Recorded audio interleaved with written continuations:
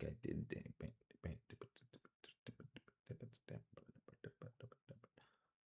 Nothing don't work. Oh.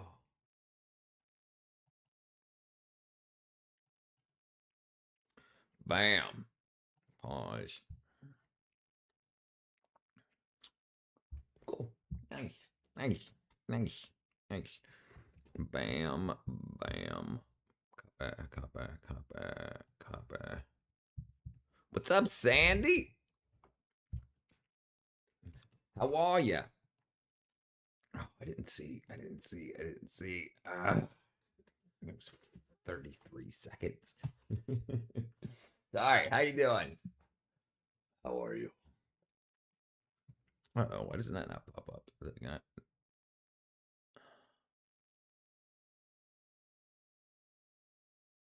Stream ended. Oh. Uh-oh.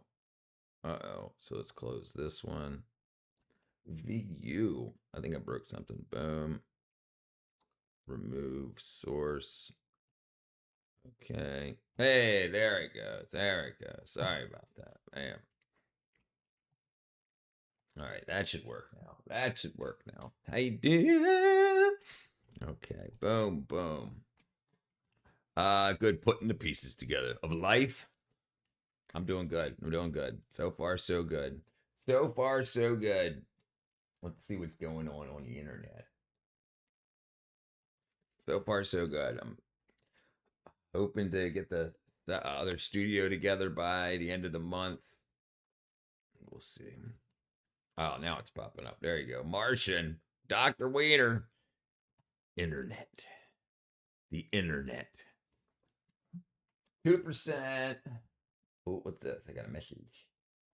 At first I was like, it's headspace for the color. Then I was like, damn, it's 20 ounces. Not 20 ounces, almost. Okay, let's see. Unbagging joy. Turns out they don't care. This teacher gave 1,000% for her students. Reach your hack. Power line grounding. All right, we're gonna have to watch that. What camera do I use to stream? So I started my this is a see if I still have the box for it. I think I do. Still have the box. Okay, but what it is? It's a eMeet 4K PTV pan tilt view. So for some reason, when I was looking for 4K cameras, the eMeet 1080p and the eMeet 4K camera were both $89. I don't know if it was a pricing problem, but so I bought the 4K camera. But yeah, so it's an eMeet, and then I have another one that I got for like $20. I spent like $40 total. I think it's maybe like $45, and I got the ring light, this camera here. This camera, I have it in black and white now to be dramatic. This is a 1080p camera that I got. This was like $20, and then the ring light that connects in and the 5-foot tripod was all a kit. It's like $20 for the tripod, the light clip, and the $20 for the camera. Came like 23 or something. And then this one right here, this is an eMeet 4K camera, PTZ, pan tilt zoom. It actually has a lot more to it. Like you can actually have a whole lot more scene, but I just crop it in order to show this part right here and that right there. But yeah, eMeet.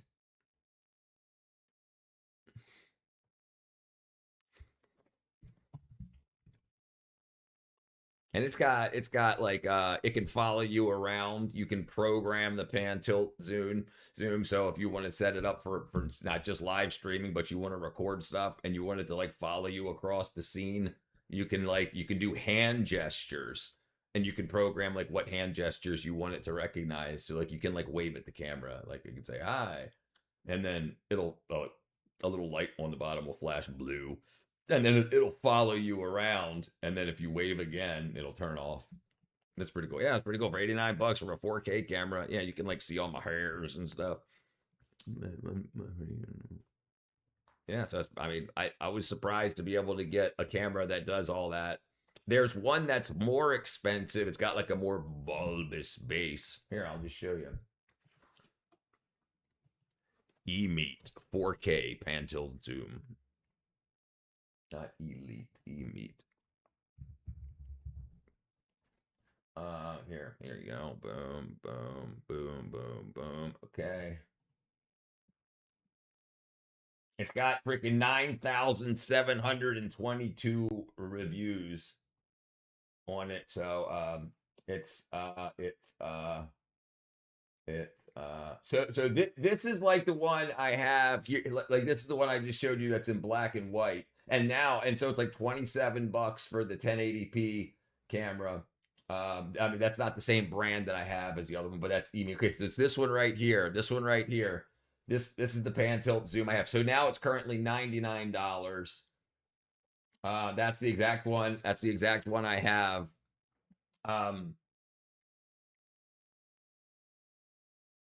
Yeah, 60 frames per second, pan tilt zoom. But if you're just trying to get in, I would grab one of these like cheap ones, 1080p ones. Let's see if I can find the bigger one. Okay, so this is it here. It's saying it's $99. I don't see it say 4K on there. But this is almost the exact same thing I got right there. But there's another one that's got a bigger bulbous bottom, like this bottom right here. There's one that it's got a bigger one, and because it's got a battery and it'll be Wi-Fi. Like this one uses USB-C, and that can be iffy with a 4K camera because it needs a lot of power. And I have a laptop, so the USB-C doesn't give you a whole lot of current. So I got it figured out. But the other one, the bigger one than this, that's here. Let me see if it just gives me an option here to find the other one.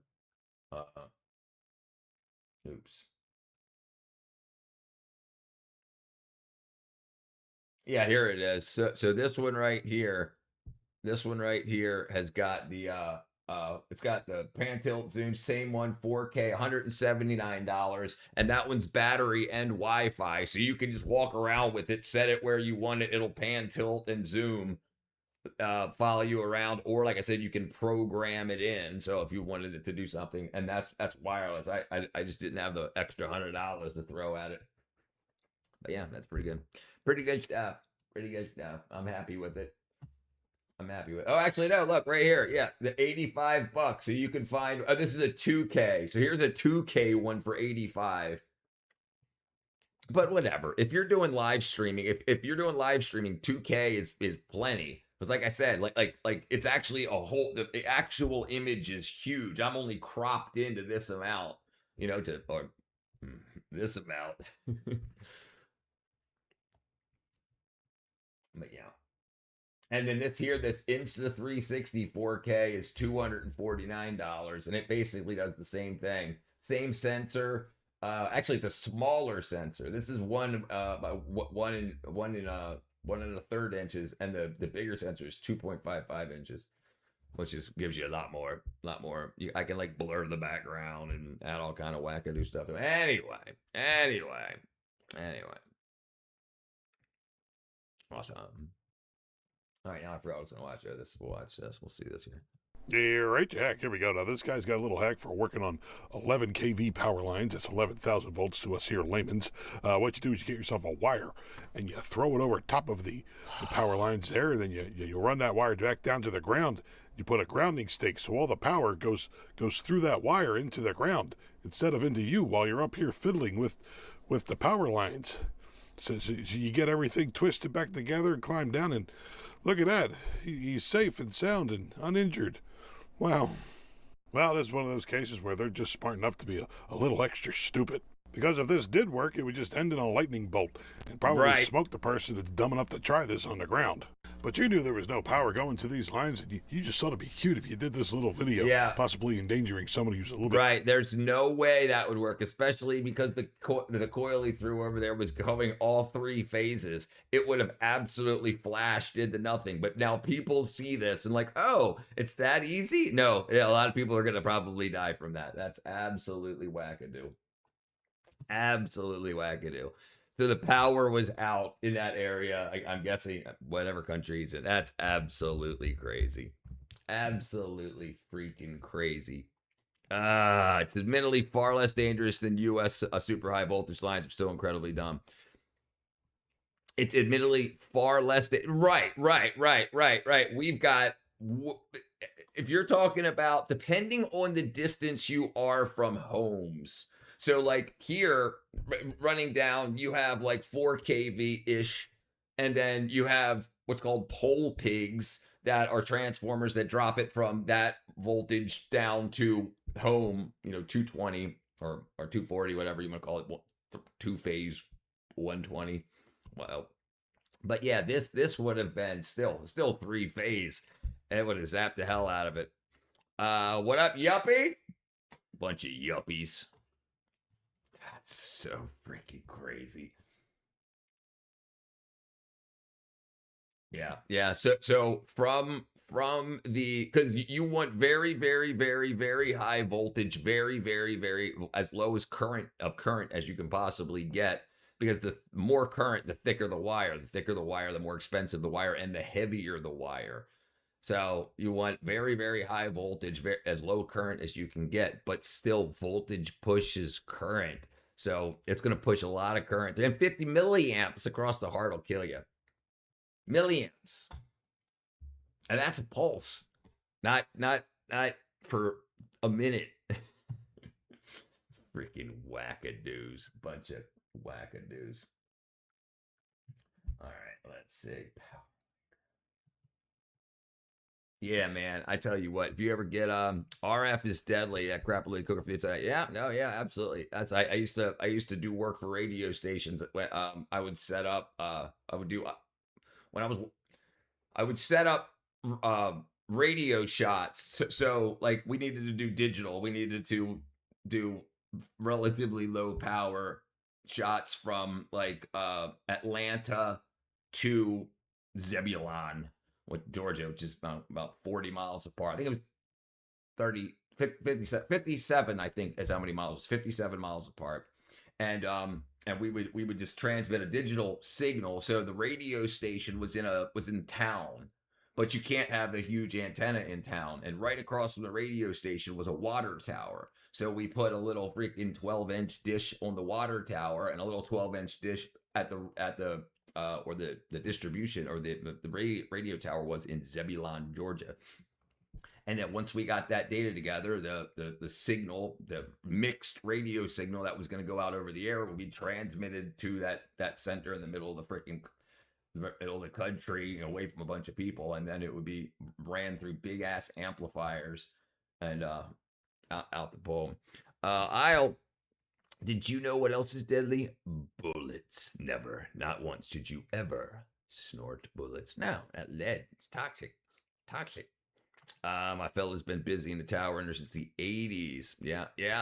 If you don't, I've never climbed towers like I've climbed 30 feet maybe, but I've never climbed freaking 100 feet or more in those towers. And as you go up, there's like different sets of transmitting elements, and as you approach one, you have to contact them to shut this one off as you climb past it. Then they'll turn it back on, and then there's this one, and then it's freaking crazy. Yeah, it'll do your insides batter. Looter and Shooter just showing the daily love the channel. Thank you, brother. Thank you, my friend. Thank you, brother. I love the love. Let's see. High speed toroidal winding. What the hell? What the hell? What the hell? Did you know this about hacksaw blades? Pro tip. Mayor fights back. Unbelievable. We got a crazy thing down here in Atlanta. Why aren't you a singer? I am going to be a singer, brother. I was a singer previously. Actually, did you see the earlier stream today, Drong? I ended up doing a bunch of singing on stream. How are you, Brian? Yeah, brother. Yeah, Drong. So, yeah, I want to put together a band again, getting the band back together. But around the world, I want to find a drummer, a keyboard player, bass guitar player, you know, like I don't care where in the world that they're located. And I want to do like a panel, a live stream panel of us like meeting each other, talking, getting it together, talking about writing the song, deciding what the song's going to be about. Stream, you know, however many streams, how many days that takes, getting together, band practice, live band practice rehearsals, you know, well, because it wouldn't be rehearsal until you write the song. So practice the act of writing, and then actually record the songs just live streaming so everybody can see it and it could be documented. So a lot of kids think the way the music industry works is well, especially now, it's you use AI, you say, write me a freaking cool song, and then you hope a radio station hears it and plays it, or you hope a record label signs you and all is good. But I want to show how to actually do it from the independent side. Find people, write the song, understand that you're going to suck, deal with the suck, write the song, get through whatever human bullcrap you got to get through in order to push past that for the product, write the product, and then how to market it properly. And then what I would like to ultimately do is push the product until we make enough money to actually, wherever everybody's located, fly everybody to one central location and then film a video and then see what happens with it. But you know, whatever the super chats and stuff that come in will go towards ultimately flying everybody together. And then if that works out even better, then we'll actually all get into an actual studio and record it. I've been 2,024 feet up a tower. Jesus, you can feel that it's snowing in Florida when I was up in the tower. It was snowing in Florida. Richie, if you need a backup singer, I'm here. All right, yes, yeah, absolutely. Listen, I'm all about it. It's a good idea, a live backstage session, right? Because I think and this I talk about this every so often, but I think we're going to come to a AI reckoning when it comes to entertainment. I think people are going to get one of the reason people like music and the reason people like movies and stuff is because they think it's somebody. Man, when I look in the mirror in the shower and try to sing, I can't sing like that. When I try to play guitar, I can't play. So they see humans doing things, people that have sacrificed their time and learned their instrument, perfected their craft, and then got together with other people that did that and got all of the human stuff, like did you look at my girlfriend, did you check me, like what, you're a liberal, you're a conservative, and like all that crap. They get through all that crap in order to make something, to create a piece of art. And people are going to get fed up with not knowing if the actor on screen is just AI and it just didn't take any talent or anything for that person, the actor, to learn how to act and whatnot, or that singer to learn how to sing that guitar line, that song. So actually I think there's going to be an upsurgence. I think there's going to be a resurgence of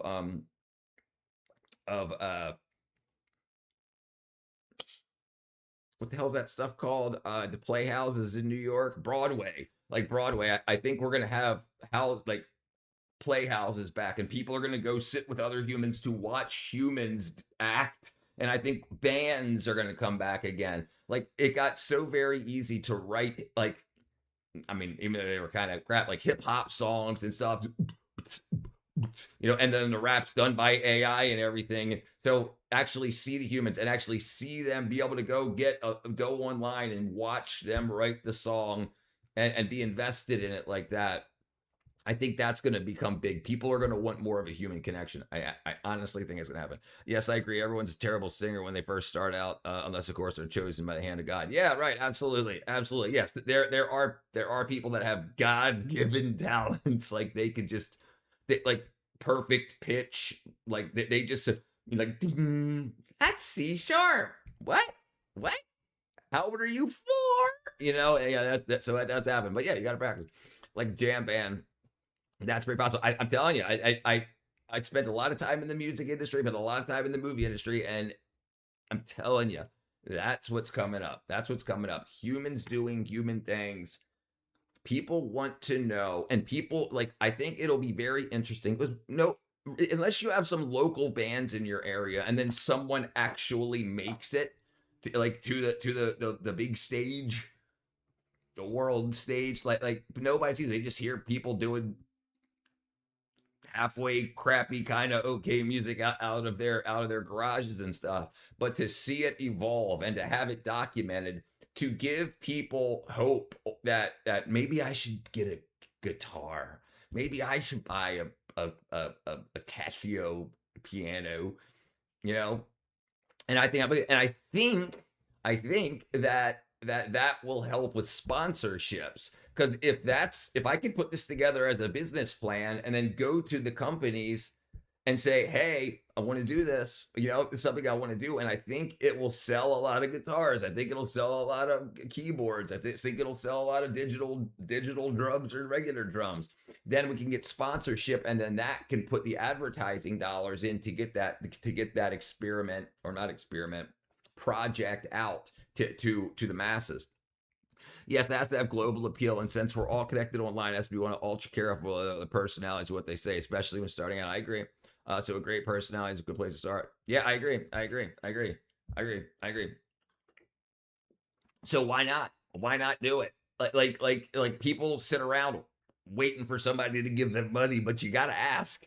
You got to ask, and you have to let these companies know that you exist, right? So the first thing to do is to keep going along the line I'm going now and continue to build the community and keep building my subscriber base to a point where, I'm guessing I could probably start once I get around 5K subs, because I'm already getting communications with companies about other stuff.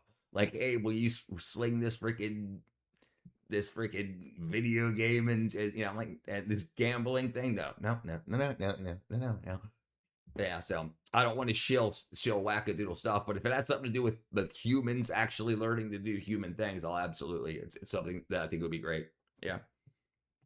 It's not like back in the day of Magna Sound when you guys had to get selected by a label, which was really tough back then. Right. Of course it was. And a lot of that stuff, like when you find out now, like Billy Corrigan had a uncle in the industry, and like a lot of, when you go back through people's histories, not a lot of people were just playing in their garage and got picked up out of a bar. Some absolutely did. I mean, but not really since like the '80s, you know.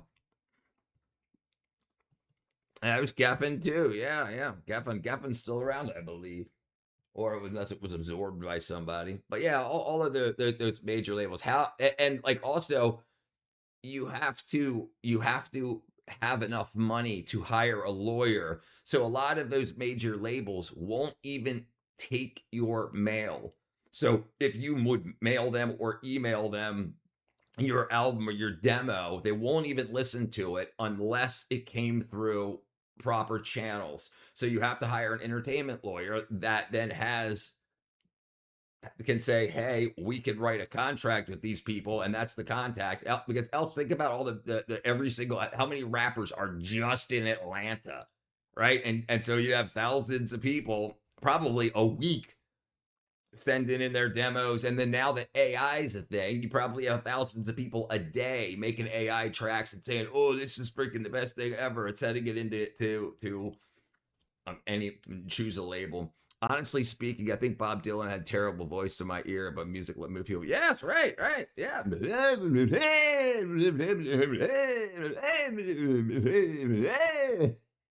Have you ever heard Velvet Underground, like Lou Reed? Yeah, he didn't. He wasn't worried about hitting, like he wasn't worried about staying in key or anything like that. But also, he was hanging around with big time artists, Andy Warhol and stuff, and the Velvet Underground had, like, they already had the ear. They could go to a show and famous artists are showing up. So you already had a bunch of rich people and influential people that liked the band. So it's not like they're in Georgia in a garage. No, they were already rubbing elbows with people that were like, okay, you've already got a product, you've got an album. So if you're selling 1,000 copies out of your trunk with a $0 marketing budget, if we just add $1 million to the marketing budget, you'll sell 100, hundreds of thousands. No, not Velvet Revolver. That's like the 2000s. Velvet Underground is like the 60s or 70s. The Velvet Underground. Let's see. 1964. Sweet Jane. Sweet Jane. But I get your point. They're pre-established bands. Yes, like they already had an audience of very influential people, like Andy Warhol. I mean, you've probably seen some of Andy Warhol's paintings. Andy Warhol, like Andy Warhol, painted like stuff like this. This was like these were some very very very famous paintings that Andy Warhol did, and you'll see these things around still used, and like they were rubbing elbows with the Beatles and stuff like that, and they were very American brands. Gee, I gotta wear my glasses when typing. Oh no, that's still correct, Drong. They are brands. That's ultimately what everything is. Whenever you're trying to sell something or promote something, that's your brand. Your brand may be a band, but it's still your brand. That's why you name your band. That's why you draw album covers and take photos. That's your brand. Yeah. Yeah, that's what I heard too, brother. And you would know best, Obama.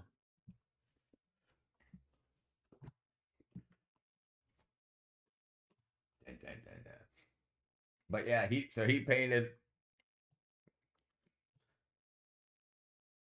Marilyn Monroe with excessive makeup. Yeah, he did it. So yeah, Andy Warhol was all over the place, and he was rubbing elbows with all kinds of people. And like I said, the Beatles. I think one of the Beatles album covers were done with Andy Warhol.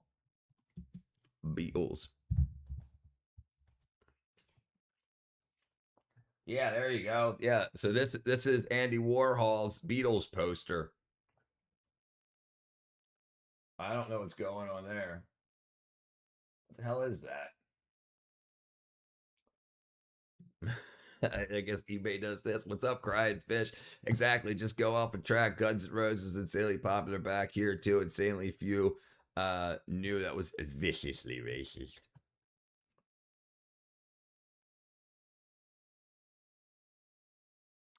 Guns N' Roses was racist? And I got no idea these days. Everything's racist these days. Being kind is considered white supremacy these days. It's crazy. Yeah, it's a crazy world we live in. But anyway, so that's like how they made it. I really wish we were streaming on a different platform right now so we could play some of these songs. But if you listen to Velvet Underground, it's like not like they were eccentric all in all. The chick, the drummer didn't use a kick drum for her bass drum. You know, the biggest drum that usually you use your foot. She had it turned on its side and she used mallets to play the drums with, and she would use her hand to play the kick drums, and so they were just a little far fetched. And there are a lot of there's always a little racism in each one of us, or else how do you distinguish your species? Yeah, well, yeah, that. I mean, the problem is the brand racism, like how it's branded and what's called racist these days. Just saying, like, and like it's all there's nuance is always missed too. Like people want to just say, like when people talk about about talking about different races with racism, it's always just negative. It's always like, oh, white people colonized everybody and freaking black people and brown people get colonized, but it's not anything like Oh, brown people do these cool things. Black people do these cool things. Look at the blues. Look at it. It's always just negative, negative, negative. Like, how can we split you up? They hate you because this. That you hate them because that. That. It just, man. It's wackadoo is what it is. Wackadoo. Wackadoo.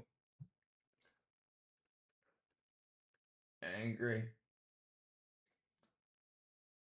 The biggest jets ever built. Wow, that's a big freaking jet. Fixed prices for 6 years. Arrested for LARPing as the Grim Reaper. Are those fake toes? Either people become hypersensitive or racism is a great business model. So it's used as a business model. We have things that are set up in society that if you claim racism, you can get a lot of money, even if you don't prove racism. And people know it. People know it. Absolutely. They know it, and it's wackadoo.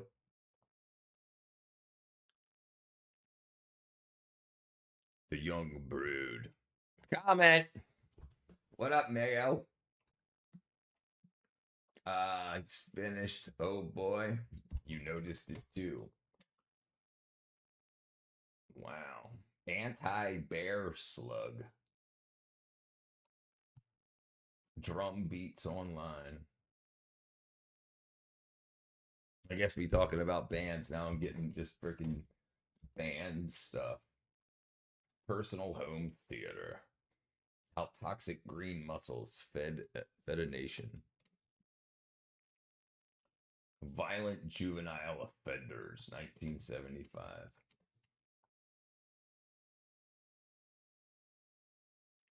The state of battleship, New Jersey, reduction gears, decommissioning, 1957. 18 drawers later. 7-zip was hacked. Uh-oh. Inside America's poorest county.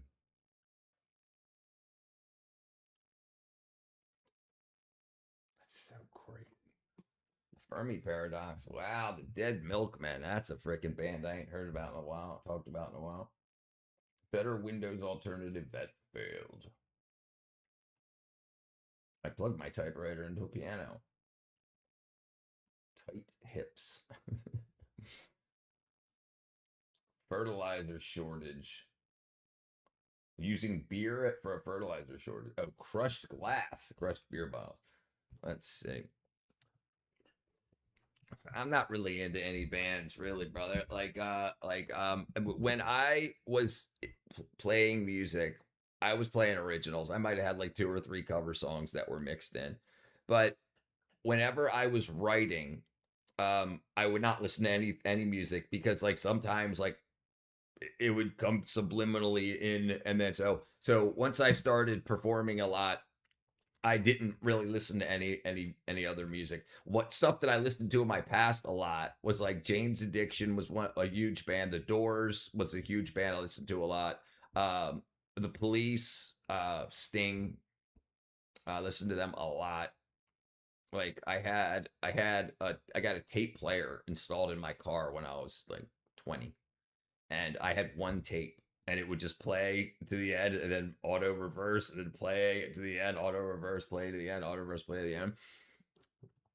I used to listen to some rap music. Well, so I had a studio when I was in high school. So I I was a nerd in high school, but I had a studio. So like I didn't have no issues because the rappers wanted a place to record, the country guys wanted a place to record, the rock and rollers wanted a place to record, the death metal guys wanted a place to record, the heavy metal guy. So all of the cliques that were in high school, everybody, I kind of like brought everybody together because like, you know, like if anybody had an issue with me, they knew that the band or bands that were in their clique wouldn't have a very cheap place to James was one also. James and Jane's Janes. Jane's Addiction. Jane's Addiction. Middle of song. Click. Jane's. Now, Jane. Yeah, Jane's Addiction. Jane's Addiction.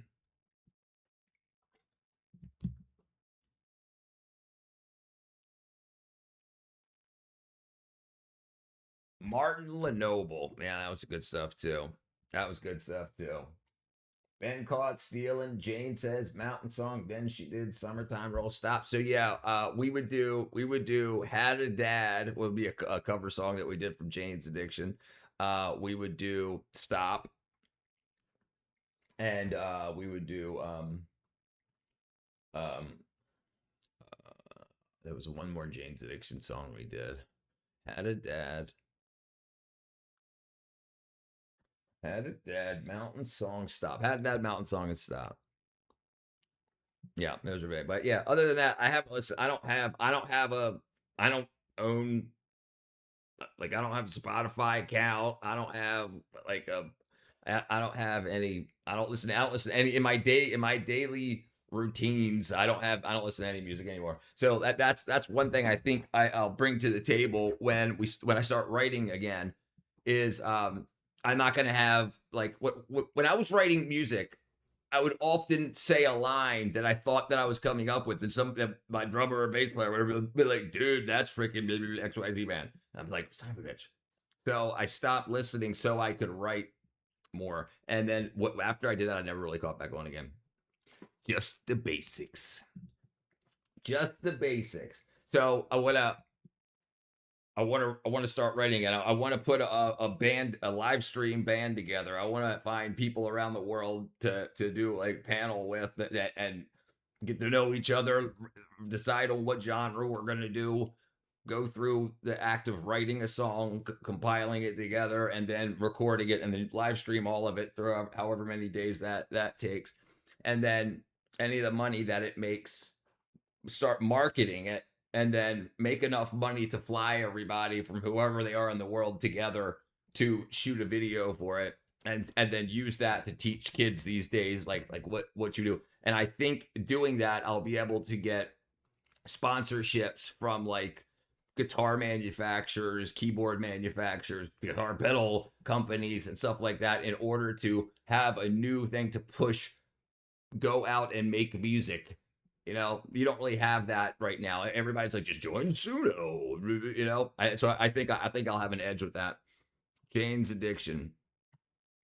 Nah. What's ew? Ewer? Yeah, that was back in the 80s, man. I was 10 years old when that came out.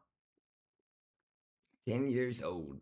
Boy, bunch of fun. Bunch of fun. Yeah, but I think it's gonna be great. That's gonna be the next. I'm gonna continue for the next 6 months or so, growing at this rate. A couple of months, I'll be at 4,000 subs. So probably by the end of the year, I'll probably be hitting 5,000. Well, once the new studio is done, um, I'm gonna start widescreen streaming, and I'm going to start responding to more of the DMs and stuff I get to people that want to do stuff. Oh, it's comic book slang. There you go. Dude, listen, when I was a kid, I would read freaking Archie and Jughead comics, and old Spider-Man, and freaking their Superman, and those were back in the days. But yeah, I haven't read a comic book in probably 10 years. Now, probably 20 years. Yeah, it was before I came to Atlanta. What was that one? A Scanner Darkly. That was, I mean, they don't call it a comic book. They call it a freaking, what do they call it? I'm 49, brother. 49. Archie's Double Digest, a little bit of DC. Yeah. I'm 49, Big Daddy Rod. January 10th, 1977. What did they call it? What did they call it? They didn't call it a comic book. They called it a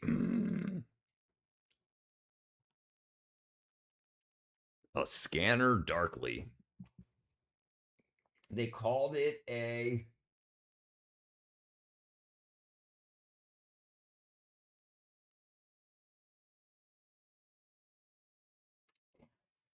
Richard Linklater.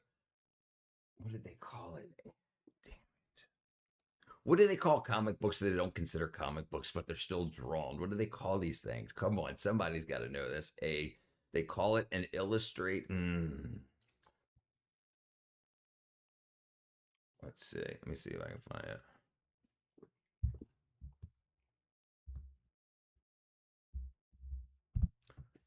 It's American adult animated science fiction film, Lake Ladder, but it's not just that. It was a animated science fiction, but a novel by Philip K. Dick, that's subject to a shot digitally interpolated rotoscope animation technique.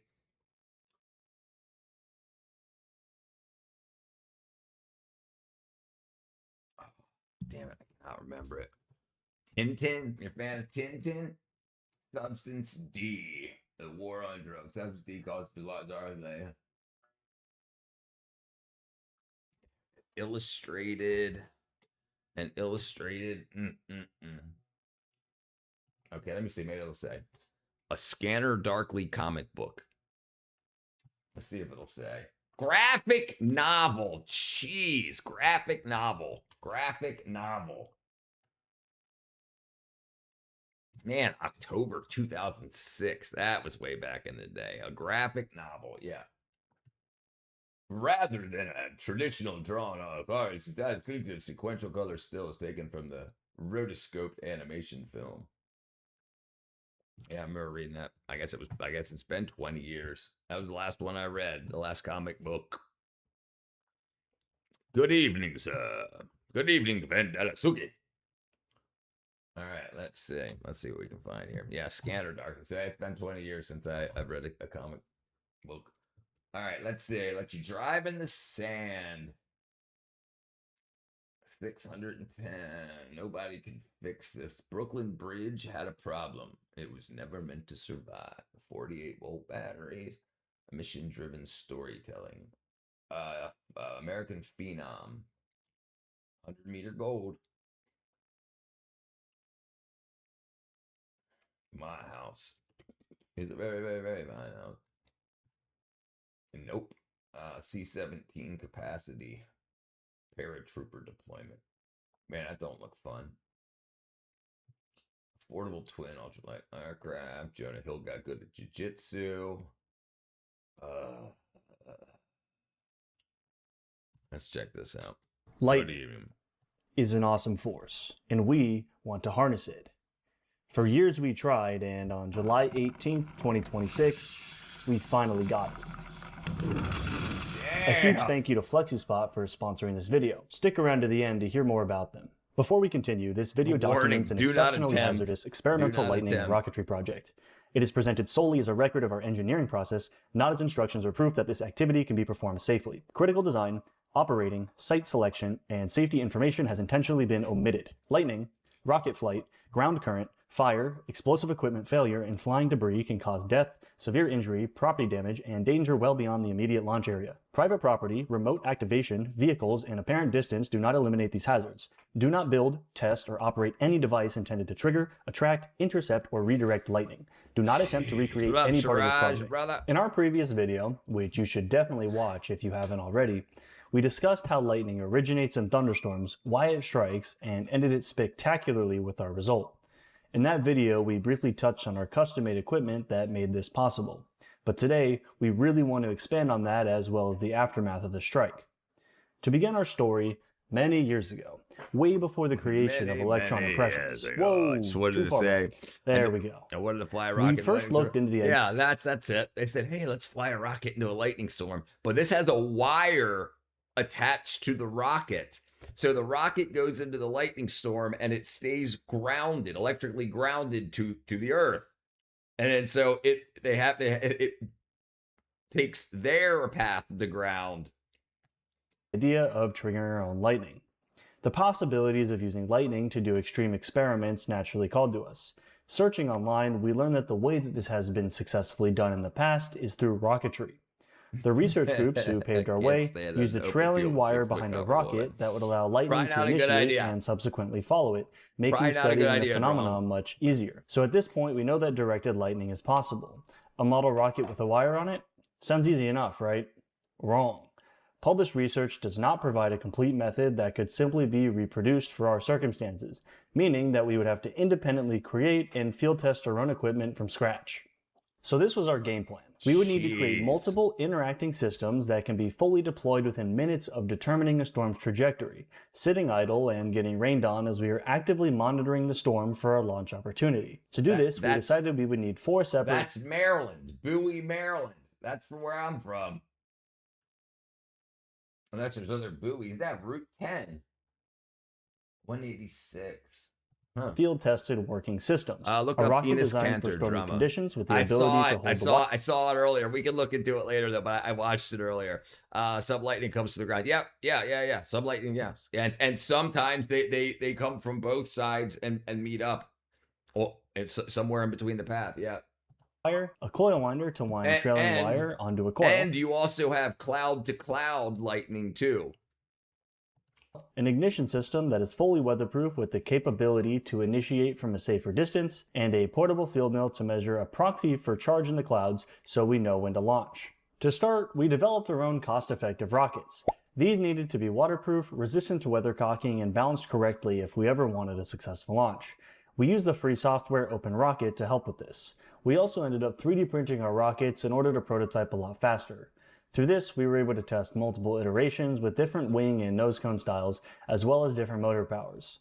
We eventually landed on the rocket design you see here, completing this aspect of the project. Cloud Next, to we cloud needed was to beautiful develop a watch. coil winder that would wind a we custom... did a whole live stream just watching freaking, well, it was lightning and lightning damage. Like I said, spool.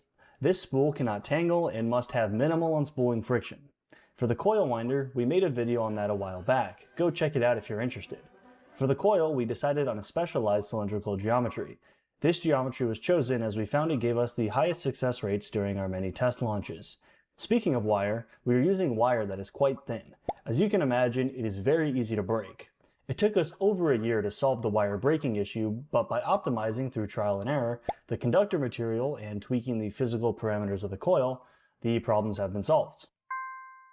Next was the ignition system. I wonder if this it's went just through multiple magnet wire. iterations. The first attempt was trying to use fiber optics, but that was too difficult for in the I'm in field. Atlanta now. Yeah. Didn't we talk Mud Butters about how I was playing with freaking the bands and stuff? Yeah, I thought we already had a conversation. I'm in Atlanta now. Yeah. Georgia. His girlfriend, is that a rocket in your pocket? Oh, you just happy to see me. What up, Snuffles? Yeah, I'm originally from Glen Burnie, Maryland, moved to Baltimore, and then went from Baltimore down here to Atlanta to make movies. Set up without very expensive cable.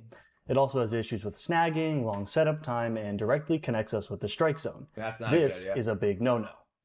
The next system we made was the laser ignition system. This system used a parabolic dish to focus the light from a laser pointer on the sensors. A microcontroller could read the signal and initiate the launch. I was just a minor threat. This was a really fun system and decoupled us from much of the danger of the strike, but in the field it worked terribly. It was way too inconsistent, and aiming a laser from far away was very difficult. Adding to this aiming difficulty was the directionality. You had to be mostly centered to the parabolic dish for it to work, as well as it being in line of sight. The final iteration ended up being a radio ignition system that uses a long-range transmitter to instigate ignition. This allows us to trigger the LoRa. L-O-R-A. launch from inside a vehicle, Atlanta, far isn't that away from the launch site, Yes, reducing the yes, risk they're but not Coca-Colas, eliminating yep. our exposure. Do you like Lamar Jackson? Lastly, Lamar Jackson. I don't know if I know Lamar Jackson. Lamar Jackson. Are you talking?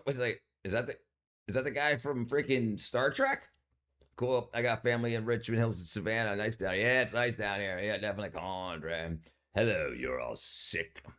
Baltimore, then Georgia. Well, I love the birds. Falcons, Ravens, and Orioles. Orioles. Oh, Lamar Jackson's Ravens quarterback. Well, when I left, it was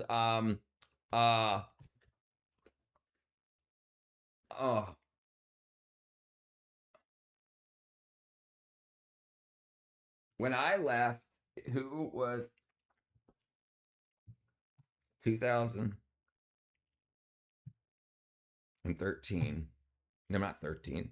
2009 was when I left. 2009. Ravens lineup 2009.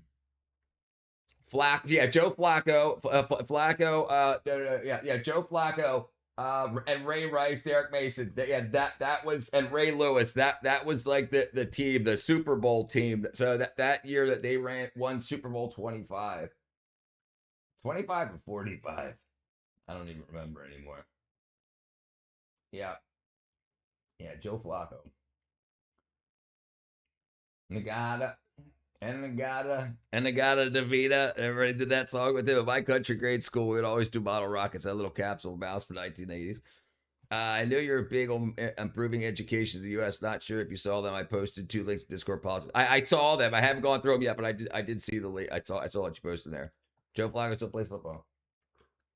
Yeah, man, that was the good old days. Those were the good old days. The decades-old research has consistently shown that it is absolutely necessary to monitor the atmospheric electric fields, measured by a field mill, to determine the live conditions. To solve this without spending obscene amounts of money on a commercial field mill, we would need to develop our own. Because of their complexity, we spent well over a year developing our own portable, highly accurate field mill from scratch. It is important to note that at the present, the field mill is primarily designed for atmospheric research and modeling. However, a future version of the mill is being developed for a separate large project that we are working on, one that we hope to unveil in the coming months during preparation for next storm season. But for this project, we are putting it to the ultimate test, using its real-time data to inform us the local chaotic atmosphere's electric field. Again, I want to emphasize that this field mill is made for weather tracking and storm research. It is not made for launching lightning rockets. This is a test case scenario only, not to be replicated to test the limit.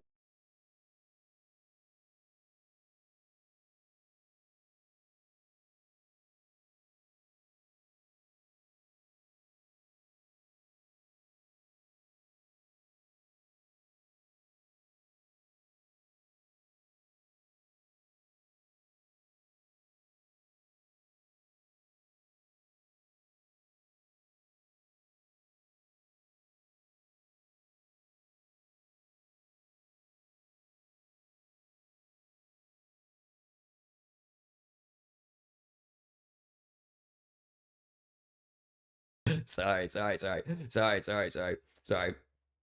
Ray Rice jersey. Yeah. Ray Lewis wasn't doing much. I met when I was still in Baltimore. Years before I left, I was working for the Capitol Grill, and I was playing music and not making any money, so I had to work a restaurant job. And I remember they would come in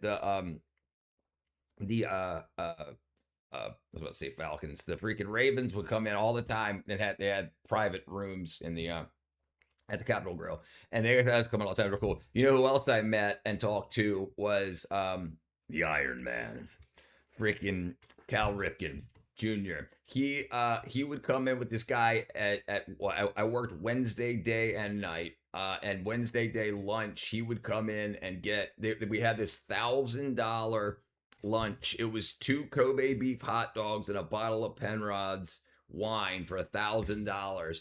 And the guy that he brought with him always tried to pay. So after that happened the first time, he talked to me and he was like, "Hey, I don't want him paying." And I was like, "Well, check your coat and leave the credit card inside the coat pocket, and I'll run it through, and then just I'll tell you at the table that it's on the house." And he said, "Okay, cool." And then he would always tip me. But that was really cool. Good old days. Good old days. And it's racist to say Josh Allen's better than Lamar Jackson. Yeah, I got it. I apologize. There might be something that's interesting to talk about the stream here. Yeah, I met a lot of people. Did a lot of things. It was very, very, very, very fun. The Capitol Grill was a very good place to work to meet people like politicians, movie stars, rappers. Lot of music. It was a lot of fun. Limits of the technology. With all the development of these technologies happening in parallel, we have so many tests, with most being failures. Here's our first ever official launch attempt from when we decided it was finally time to commit to the project, all the way back in February 2025. Remember that laser ignition system I mentioned? Here's what that one looked like when it worked. Want to see how many times the wire broke? or how many times our motors exploded? Ah, good times. What's even cooler is when we were finally testing the field mill during a successful launch. Is that a ghost we could meter? see the fair weather atmospheric electric field being directly influenced by the introduction of our deployed. Yeah, it was 2 Kobe beef hot dogs and a bottle of wine. Yep. Die hard liberal. Code. System. All these tests and the knowledge we accumulated from them culminated into our successful launch. Let's now look at our triggered lightning footage and break down what's happening and what it did to our equipment. As the video plays, you can see multiple strokes indicating that we likely got a negative strike. This correlates to exactly what the field mill saw as well, causing a sharp positive change to the cloud's electric field. Interestingly, you can see the wind blowing the plasma channel to the right, which causes the last stroke to hit our second launch ramp, causing the second rocket's motor to explode and destroying the coil as well. On top of all this damage, naturally, both of the ignition systems we had were fried. Starting with the ground, you can see what looks like cracking. We believe these are from the lightning leaders getting so hot that the water in the soil flash vaporizes from the expanding water vapor and creates these lines of exploded ground. We did look, but unfortunately we couldn't find any fulgurite. This is likely due to both the composition and water content of the ground in our area. Next is the rocket.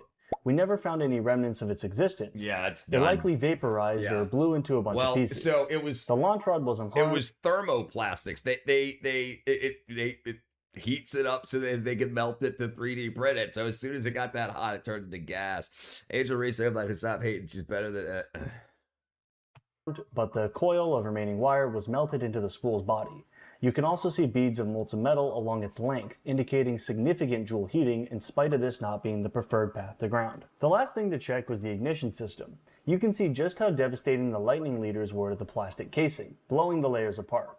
The electronics didn't fare any better, being completely fried. The battery, after taking it apart, was swelled up and its charging electronics were burnt to a crisp. Looking at the body of the ignition system, you can see where a leader entered the walkie-talkie holder and consequently the walkie-talkie itself. It's insane that a small leader was powerful enough to make a visible pathway into the electronics. Opening up the walkie-talkie, you can see the battery is destroyed as well as the circuit board. As interesting as this is, we would like to study what Lightning's main channel current can do. With initial data gathered, we are looking into methods for directing the Lightning's main channel current into our desired loads. But those results will be for a future video.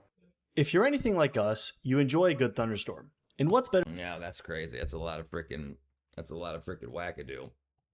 Caitlin Clark. She's a man.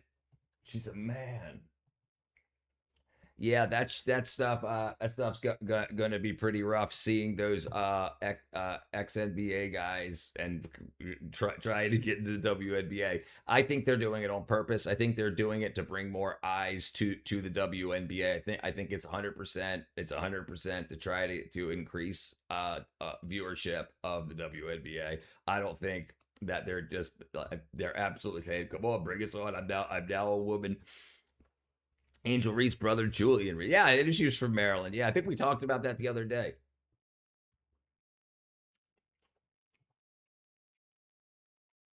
Let's see. It'll convince you. Let me see. Saw blades. You have been warned. A fire that lasts forever.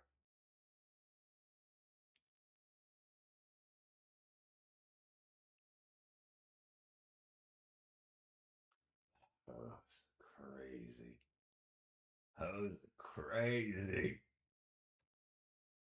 The 2%. Dolphin dies. Who needs a factory? That's pretty interesting. If Clark is a man, then I'm a gay boy.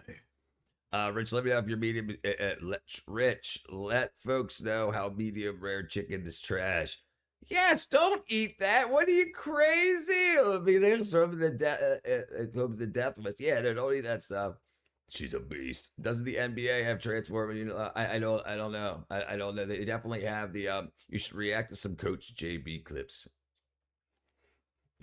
No alien abduction anymore. They canceled it. They canceled it.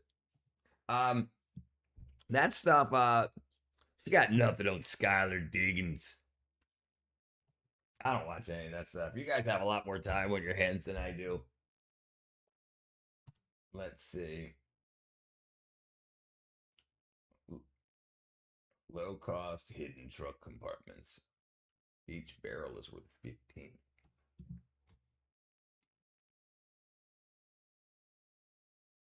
How's that noise? Sounds like. Let me see if we got a freaking tornado coming.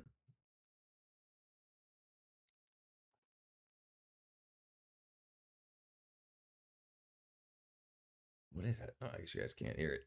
Any blood and poultry is not consumable. I watch a lot of basketball. I go to a lot of Maryland games.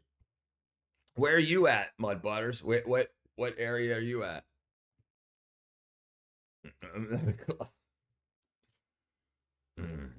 Yeah, basketball is huge. Basketball is very very big in Maryland.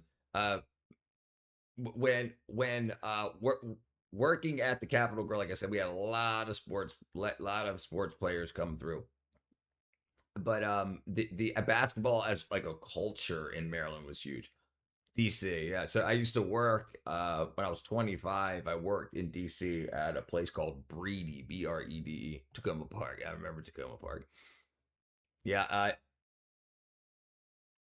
sorry. I'm trying to wonder if I this guys. Let me say tornado warnings. Tornado warnings near me. Not NATO. Man, this thing can't hear. There are no active military threats in the state of Georgia, USA. That's good. Medium rare chicken. Brother, listen, they eat rare sushi chicken in places. Steve Francis grew up right here, right up the street. Kevin Durant's 10 minutes away. Man, good old days. Good old days back in Maryland. Okay, tornado.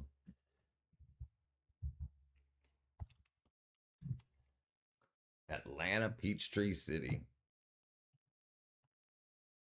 What's expected?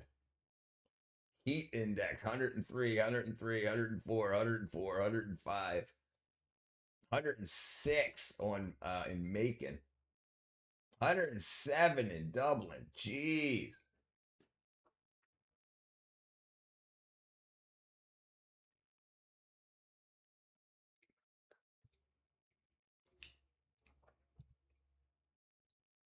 Precipitation. No, I guess not. I guess not. Magic Man. I headed towards face down and played blessed up from the dirt up. Thank you, little native mama. Da, da, da, da. Da, da, da, da. All right, let's see what's going on the internet. Little native mama's inflating my ego. Lightning strike leaves behind 15-foot crater. Before sunrise, this is the video capture being replayed over and over again. What's the most underrated A lightning city? bolt strikes. Underrated city in the brother. U.S. is big. It's a very very very big place. If it's underrated, I probably don't know about it. There's a lot of very kick-ass small towns, especially throughout like the South, like even throughout like Maryland, Virginia, North Carolina, South Carolina, like Kill Devil Hills area, like on the Outer Banks of North Carolina, South Carolina, North Carolina. Like there's lots of really kick-ass places to live.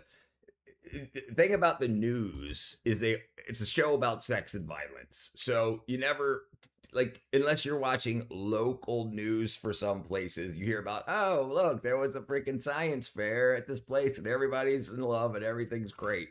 You don't hear about that on national news. Like so, but like even here, this place here is freaking great. Sharpsburg, Georgia, Noonan, Georgia, Peachtree City, Georgia. Like this place is freaking great. It's great. It's great. I'm very happy. I don't know how rated this town would be, but yeah, this here is a great city, and it's really close. I'm 20 minutes from Atlanta. Yeah, got a lot of stuff. Houston. Houston. Sure, you can find great, and also there's shit parts of towns too. Like if you have Houston, you can find beauty and love and everything in Houston. But then you could also find death, violence, drugs, and prostitution. That's a. Hey, Rich, I always wanted to be in a big area in Indian. I always wanted to know how big are the Indian reserves. It's true that we only a Pacachua, that only Pacachua amongst other tribes can stay there. So different tribes have different reservations. They have reservations for their tribes. There's a lot of different tribes that have different locations, but they're sprinkled throughout depending on what deals they made, basically. Above an underground diesel tank at a Fort Worth Chevron gas station. No, this is kind of crazy. A quick explosion leaves this. Look at the concrete everywhere. It's amazing. A crater in the middle of the parking lot. I guess that's Mother Nature. I don't know. TCEQ measured the hole. It's 3 feet deep, 9.5 by 11 feet wide. We do have some chunks of concrete that were 2 foot by 2 foot that were thrown probably 75 feet away. So again, it shows the amazing power of that lightning strike. The impact blew a pump out of the ground. So that pump that's laying on top, it shot that out of there. And that thing probably weighs 400 or 500 pounds. It caused a leak, but it was small since there was only about 2 feet of fuel left in the diesel tank. There is no health concern to the public. No one got hurt. The tank was damaged and there may not be diesel available at this gas station for a while. But think about this. It's a good thing it didn't hit the gas. TCEQ says if lightning would have hit just a few feet over, a full gasoline tank could have ignited. And that would have... Yeah, you got to scare the people. Like, stoichiometry's a thing. There's a lot of them around here in Georgia. I see a lot of them, Trey. I see a lot of those signs. They are exempt from property taxes and available under other benefits too. So the reservations have different. They have deals with the federal government and with the states that they're in. So depending on if they have their own industries, and often they do. Sometimes they don't, but often they do. And you don't hear about the reservations that are doing well. You hear about the ones that aren't doing well. So there's and a lot of the ones that weren't doing so kick ass got taken by, they thought that gambling was the way to go. And now you have a lot of people that have taken the money that they do get from the reservation, and they try to gamble it to turn it into a lot of money, and they end up losing it all. And then and for a lot of reservations ended up being a very negative thing. But there's people there that are making that money. So it's a yin and yang, a hem and a haw. It's like you have people that go to the reservations from outside of the reservations to gamble, and they give these places hundreds of millions of dollars, and it could absolutely be split up to help. But the problem is when it does, and that does happen. Like the people that are on there will get a percentage of what whatever the industries are on those reservations. But when it's gambling, they typically very often take that and go back to the casinos to try to win more money. Yes, but exempt from federal and state taxes. They're basically their own country, but they'll be protected by United States military. They do have their own police force, typically tribal police forces and whatnot. Yeah, that's it. They don't pay federal income tax. They don't pay state tax. They have their own economies. They still use the U.S. dollar. Just like you cannot fish with a net. You cannot go fishing with a net in a ton of areas, but guess what the natives can do? They can go fishing with a net. All right, let's see.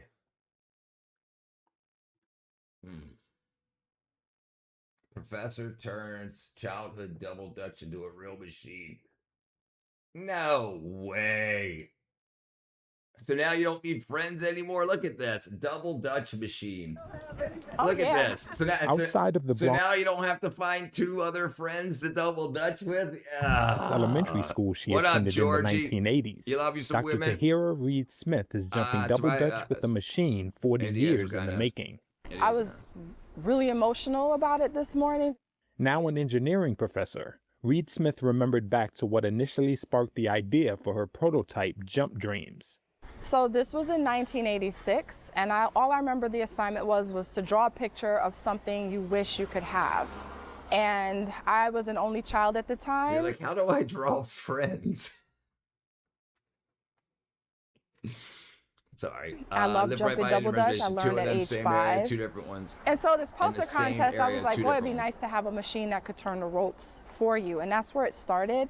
And I think it stuck in my memory because I actually won first prize for that poster contest. So I think it was very affirming, but I didn't think about the idea again until I went to college at RPI. Popular in urban communities across the United States, double Dutch is a fast-paced jump rope activity that uses 2 ropes turning in opposite directions. It requires coordination, timing, and agility to keep pace, and traditionally requires 2 people to turn the ropes. As a child, double Dutch was something that we did, not just for fun, but to connect with other kids. Right. So why make a machine that takes the other 2 kids out of the equation? Man. There's a lot of tribes here. Here. Let's just pull that up. Prominent American Indian tribes in America. Okay. Cherokee, Navajo, Choctaw, Sioux, Apache, and Blackfeet are the groups that function as the sovereign domestic nations on our local governments. Those are the big ones. So they're going after the post office. USPS has tons spent on bonuses. They're going after the post office, yeah, because ton is spent on bonuses. I want Postmaster got like 380,000 bonus. Meanwhile, mail isn't being delivered. Great. Of course. I never did that as a kid. I wanted to be I was too fat, and I didn't go to try that shit at all. I really like playing tether, but yeah, right. Day Tripper, listen, come up with a freaking AI tether ball, freaking Gamma 5000, and you probably get on the news. I'm not fat now, just to clarify. It's our age. Pamela Robinson is the founder of the 40+ Double Dutch Club and says Reed Smith's invention would be a welcome addition to the jumping community. We have so many ladies that either don't jump or don't turn, but if you have a turning machine, then anybody can jump. And it's even something that can help people learn how to jump because it goes at a pace that even beginners can get into. For the women of the club, Double Dutch is more than exercise. Jumping has fostered friendships, improved physical fitness, and created a strong sense of community. Participants can range in age from 40 years old to the oldest member who is 92. Jeez, there you go. Back in the Bronx, Reed Smith recently reunited with her 3rd grade teacher, Mrs. Naima Ogaro, who first inspired her to dream up the machine 4 decades ago. Tahira has certainly shown me that anything is possible, and if you have an idea in mind, don't give up on your dreams. There you go. Well, at least it'll get a bunch of people exercised, and so that's good. Josh Hawley set this bill, I believe, a part of it until mail is delivered at a 95% rate. Nobody should be getting bonuses. Absolutely. Why would you get a bonus for not doing your job properly? Like if mail was being delivered at 100% rate, then you get a bonus. So her machine is a woman. So this is her machine. The woman said she dreamed it. Yeah, she said when she was in 3rd grade or whatever it was, 13th grade or 110th grade, when she was a kid, that teacher, when she was a kid, her elementary school teacher, whatever, said, draw a picture of something you wish you could have, and she drew the double Dutch machine. And then when she got into engineering school, she actually created AI. Isn't quite there yet. However, they're using AI LM revolution to pump up robotics, which is still average production facility ramp controlled by humans. Control. Yes, absolutely. And a lot of people do not understand that. Even a lot of the robots that were made, a lot of the robots that were put in factories and stuff like that to show off were actually being remote controlled. And how it's such a scam. Like, so it was interesting. I was watching this robot working on an assembly line or a sorting line, and it had to sort big packages to the left, small packages to the right, and medium-sized packages in the middle. But every once in a while, you would see the robot do this. So, but then it was found out that what it was doing is the guy that was wearing the goggles, the guy that was wearing the VR headset, was adjusting his headset. So, but the robot, you see, just kept going every once in a while like that, like it was saluting. But it was because the guy that was in some other area adjusted his headset. It's so crazy. Imagine it like moving and scratching its balls. Look like you're like, why is the robot scratching his balls? Check Discord. I posted videos over here.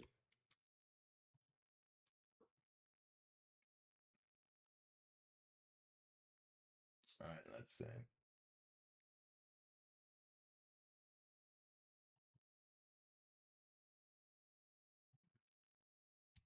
Do you see Robin Jordan's AI ordered himself soon? This is the mail. This is a pile of mail. Hold on, let's see. Did you see Robin Jordan's Sony robot dog competition? And Tony set it up, never be able to access his money, and didn't even know what to.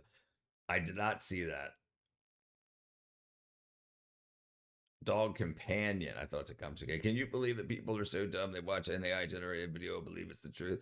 Brother, some of them look very real, man. In St. Louis, Missouri. This is not AI. This is real. I wish it were AI. This is from April of this year. An entire massive pile of mail left to rot. People not getting their prescriptions, not getting their bank statements, not getting their Social Security checks, not getting their Medicaid and Medicare statements. All of it just left there. The Postmaster General, when I asked him about this when he was in front of our committee, months after this had happened, months after we had requested help from the post office, he didn't know anything about it. And meanwhile, that Postmaster General last year got paid $305,000. If you ask me, I'm doing a great job. Did you see that four-legged robot that looks like a demon? Yes, we looked it up. It's so freaking demonic looking. It has chainsaw hands. And it has the horns that have the cameras on the end. It's freaking so crazy, Ziggy. Yes, yeah. Let's see. Rescue chainsaw hands robot. Look at that. Look at that freaking crap. Look at that. I thought it was a fake story, but it really happened.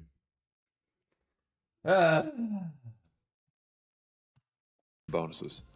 I just think that we ought to say, until the mail starts getting delivered in our states, the Postmaster General does not need to be getting a bonus. Senator Hawley. Thank you, Mr. Chairman. I'd like to ask the committee to consider the Hawley substitute amendment as the underlying bill without objection. Without objection. Thank you, Mr. Chairman. I'd like to thank Senator Blumenthal for his great partnership on this issue and also your help, Mr. Chairman. This is a very simple bill, and I just want to show the committee one picture. I think we've got it here. The bill just says that the Postmaster General cannot be paid a bonus while areas of our states are not getting the mail. I think we've got a picture of Missouri. Let's see. Do we have it, guys? Here it is. Here it is. This is the mail. This is a pile of mail in St. Louis, Missouri. This is not AI. This is real. I wish it were AI. This is real. This is from April of this year. An entire... Absolutely. Absolutely. This is the most engineering-ish way to do it with the horses. The cameras are on the end. Right. What about the face? Imagine me, I'd set up Goth House. Literally the God out. MAGA, when stupid people think they're smart, see Dunning-Kruger. Yeah, brother, that ain't just MAGA people, brother. That ain't just MAGA. Trust me, I've been a liberal for a long time. There's a lot of liberals that got Dunning-Kruger, especially a lot of people that got degrees in freaking art, like theater, that think that they're political analysts. No, it ain't just MAGA people, brother. There's definitely some Dunning-Kruger in MAGA, but you can't give the award for Dunning-Kruger to MAGA. Definitely not. Massive pile of mail left to rot. People not getting their prescriptions, not getting their bank statements, not getting their Social Security checks, not getting their Medicaid and Medicare statements. All of it just left there. The Postmaster General, when I asked him about this when he was in front of our committee, months after this had happened, months after we had requested help from the post office, he didn't know anything about it. And meanwhile, that Postmaster General last year got paid $305,000 in bonuses. Bonuses. In bonuses. That's not his salary, mind you. Bonuses. Here's the numbers. Postmaster Generals over the last decade, over $2 million in bonuses. Thank you, George. I just think that we ought to say, until the mail starts getting delivered in our states, the Postmaster General does not need to be getting a bonus. Certainly not millions of dollars in bonuses. All this bill would do is say you've got to deliver the mail at least 95% of the time before you can start getting a bonus and exercise some basic financial due diligence over the Postal Service. That's all it is. I actually agree with that. Georgie, no, you'll be my favorite viewer when you stop talking about your crazy freaking ex. Then you'll switch, you'll slide up there, but not, no, Every time I see your name, I start to get a pit in my stomach. I'm like, oh, great. He's going to talk about the freaking meth addict, crazy chick. Hopefully, once you get over her, you'll be my favorite viewer, brother. All right, let's see. What do we got here? Notifications.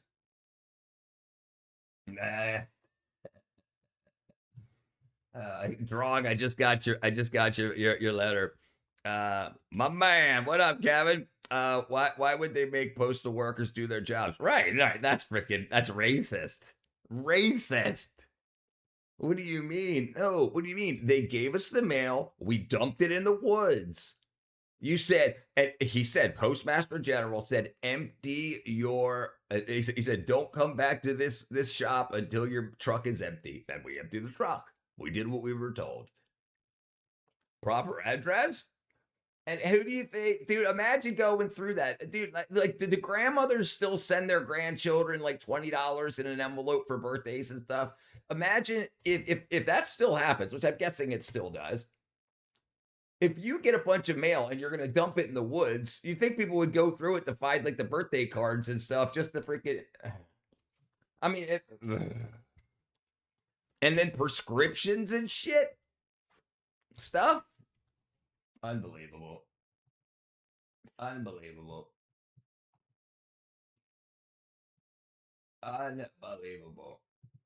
You're unbelievable. Ah!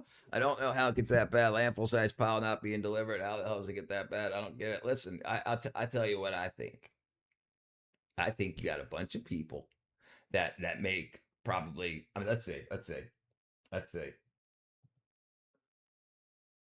mailman average pay. Not man. Mail. Not mail. Okay. It's $27 an hour. So you probably got a bunch of people that are like, I had to wake up at 6 o'clock in the morning for this. I'm hungover. I'm only making $27 an hour. And my boss got a freaking $2 million in bonuses in the past freaking 7 years. And that's what you get. You get that stuff. You get people saying, I don't want to do this. But you know, you got AI now, and you got freaking GPS and tracking and freaking. So there, like, you think it would be very easy to find out which mailman or men or women people dump the mail in the middle of the freaking field. Postal Service is dead back here, and so is the phone booth, long gone. I guess I'm the only one who still has an old school telephone in my city. Yeah, we don't have any phone booths or anything like that. Yeah, that's what it said. Mailman. That's what it said first. I had to correct it. Speaking of Postal Service, my area just bug it about the mail vans. And I know they're so damn thankful that I have AC finally. And UPS is starting to roll out AC for trucks. So just starting. What's up, Vishal? Ain't seen you in a while. How you been, brother? AI is going to be losing our emails. Yep. It's going to be like, you're going to have the freaking, never mind, I won't say that. Yeah, that's what's going to happen. They're going to be like, undeliverable.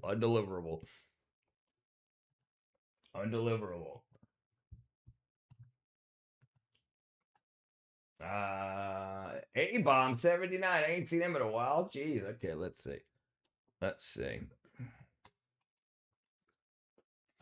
Fumes for slide evacuation. What? New at 6 crew members and nearly 200 passengers evacuated from a Delta Airlines flight that was heading to Orlando this morning. You see that slide coming out the back there at the airport. Fox 5's Ray Urena is at the live desk. And Ray, you talked with one of those passengers who went down that slide earlier today. Yeah, Eric, Jordan Conlon says that this flight from Atlanta to Orlando was for his youngest child's first ever trip to Disney World. But just after takeoff, he says that's when everything about their day changed.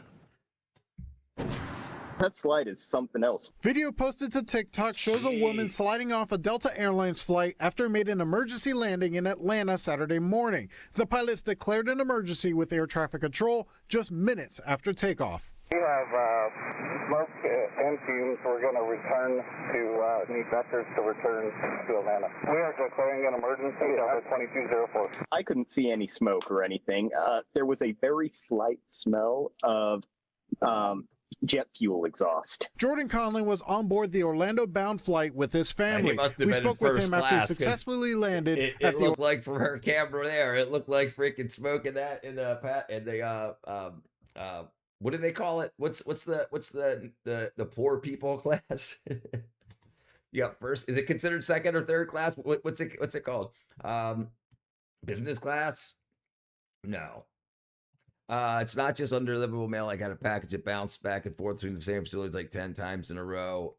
Here and there. Orlando airport on another aircraft. He says the first few minutes were normal, but then the pilot comes on the intercom and says that he and the co-pilot are on oxygen masks and there are fumes in the cockpit and they are turning around. Conlon says as the plane neared Hartsfield-Jackson, crew members told the passengers to brace. When the pilot's yelling brace, brace during the landing, I'm just thinking, holy crap, how bad is the situation actually? Conlon says the pilot landed without any issues and the plane was met by emergency vehicles. Videos shared with Fox 5 showed people standing on the taxiway right after evacuating the aircraft. Being off the plane felt amazing because it was just such chaos. I mean, you've got people screaming and yelling and panicking. Delta says the passengers were transported by bus to the terminal. Conlon says he's grateful that he and his family are safe. It's one of those things you read about it in the news. You never think it's going to be you. And all of a sudden, what should be a normal flight becomes very, very scary really, really quick. Delta says safety is paramount and apologized to customers for this experience. The company says the Boeing 757 aircraft involved will be evaluated by its maintenance team. And Conlon says that Delta has fully refunded his fare and has issued a travel voucher for the future. At the live desk, Ray Urena, Fox 5 News. What a wackadoo. If it's Boeing, it ain't going. No, I ain't going. Yeah. Listen, I used to work at the airport when I was 16 years old. I got fired, but you gotta get fired sometimes. I worked there. Airbuses are absolutely freaking monster machines. They do seem to be pretty good on turning into Air Force One. How scary? How is it scary? You got to go down a slide. It not. I'm sure. I mean, maybe they're talking about the slide. They're probably talking about the intercom when the freaking pilot comes on and says, me and the co-pilot are wearing oxygen masks. There's fumes in the freaking cockpit, and we need to do an emergency landing. Everybody needs to brace for an emergency landing. That's probably the scary part. Cute joke. Haven't been in a plane in over a decade. Gotta get fired hard. Not at least once. Yeah, so I was pulling wheelies in those tugs. I would put them into reverse. You know, I'm talking about the tugs that connect. They're just like inline six cylinder motors on like lawn tractors to pull around baggage carts.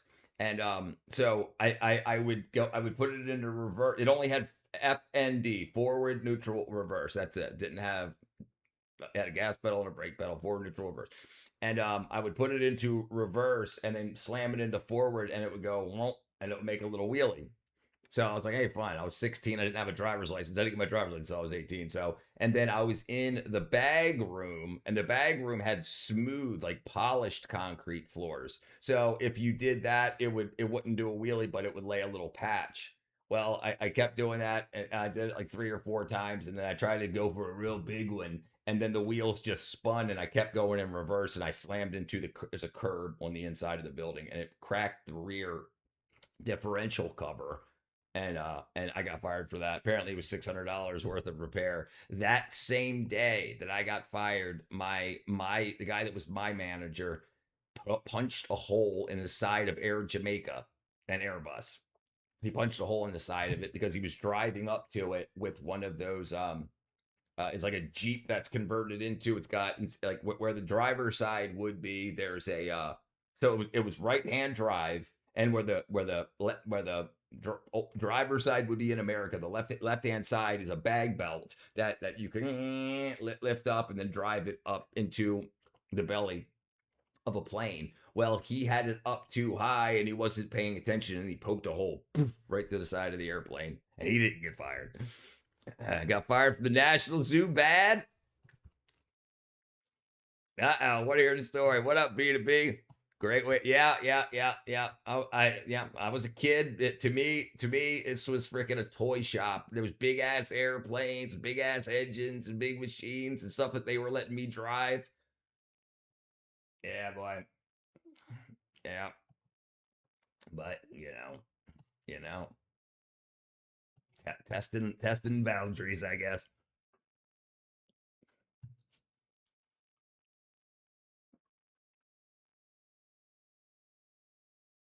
Diner suspect hands out cash. What? I don't understand. Okay, let's say Gypsy Mine, Gypsy Kids, Apache bike stolen.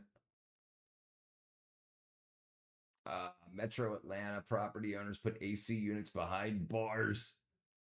Let's say this is my area. New tonight, we're talking about a summer crime surge. This video shows how Metro Atlanta property owners are. I did that also. So that's called a pushback. It's a big ass engine and hunk of steel that connects to a push pole that separates you from the front landing gear of the airplane. It connects to that. You put a pin in the top that disconnects so that the pilots can't steer it. It basically disconnects the hydraulics so that the wheels will steer, and then you connect to the front of that, so when you're pushing it back, you're driving forward, but it's like you're reversing the plane, getting it back away from, and then you back them down a little path, and then you pull away and then head them out. Yeah, toy shop indeed, absolutely.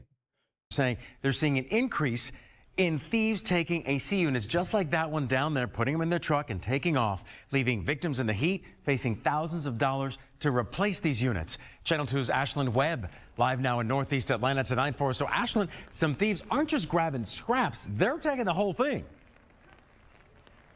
Yes, imagine walking outside and seeing your whole AC unit gone. I have spoken to several Atlanta homeowners who say that has been their reality, and they couldn't believe what they saw when they saw that video surveillance.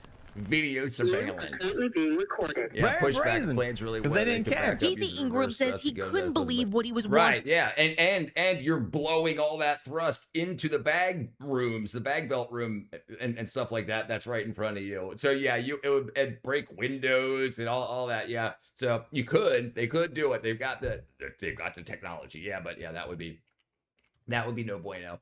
Yeah, so it's easier to just push them back. That reminds me also of a bad thing that happened in the airport. But anyway. On his Ring doorbell camera. He was out to dinner with his wife when he saw this. 2 men pull into his driveway, back right up to the AC unit, and haul off with the entire thing in broad daylight. The HVAC was going within 6 to 7 minutes. No tag on the truck. I see a beard, I assume low hats, low profile. Ingram says Atlanta police still haven't caught the suspects, but in the meantime, he spent nearly $3 grand for a new AC unit on the property he was getting ready to sell. But this time, he put something between his new AC and anyone who might come back. The cage got on it immediately. I've never gotten this many calls about AC thefts ever, and we've been in business since 1992. We met Chris Welch with Ornamental Security at this Vine City Airbnb. He fitted this cage around a brand new AC unit after the last was stolen overnight. It's one of the many recent custom jobs he's worked, like at this Kroger grocery store, where Welch told me thieves stripped the copper and other metals from several units. Now he's building barriers like these designed to make a quick theft a whole lot harder. Generally, a cage like this is about $700 to $800 installed, versus one with the mesh is going to be about $1,000 to $1,200 installed. A fraction of what Welch says many property owners could pay to replace what's inside. And upwards of $4,000 to $5,000 for a brand new unit. What up, sir? Keith? $3,000. So Channel 2's Ashlyn Webb back live with her now. Ashlyn. Well, so air conditioners, you can get an like a 3-ton, 3.5-ton unit like that, and a furnace for under $4,000. So it's just the labor. And look here, look. 3-ton HVAC unit. Look. Okay, look. So here's one $3,910, and that's for a furnace and the outdoor unit.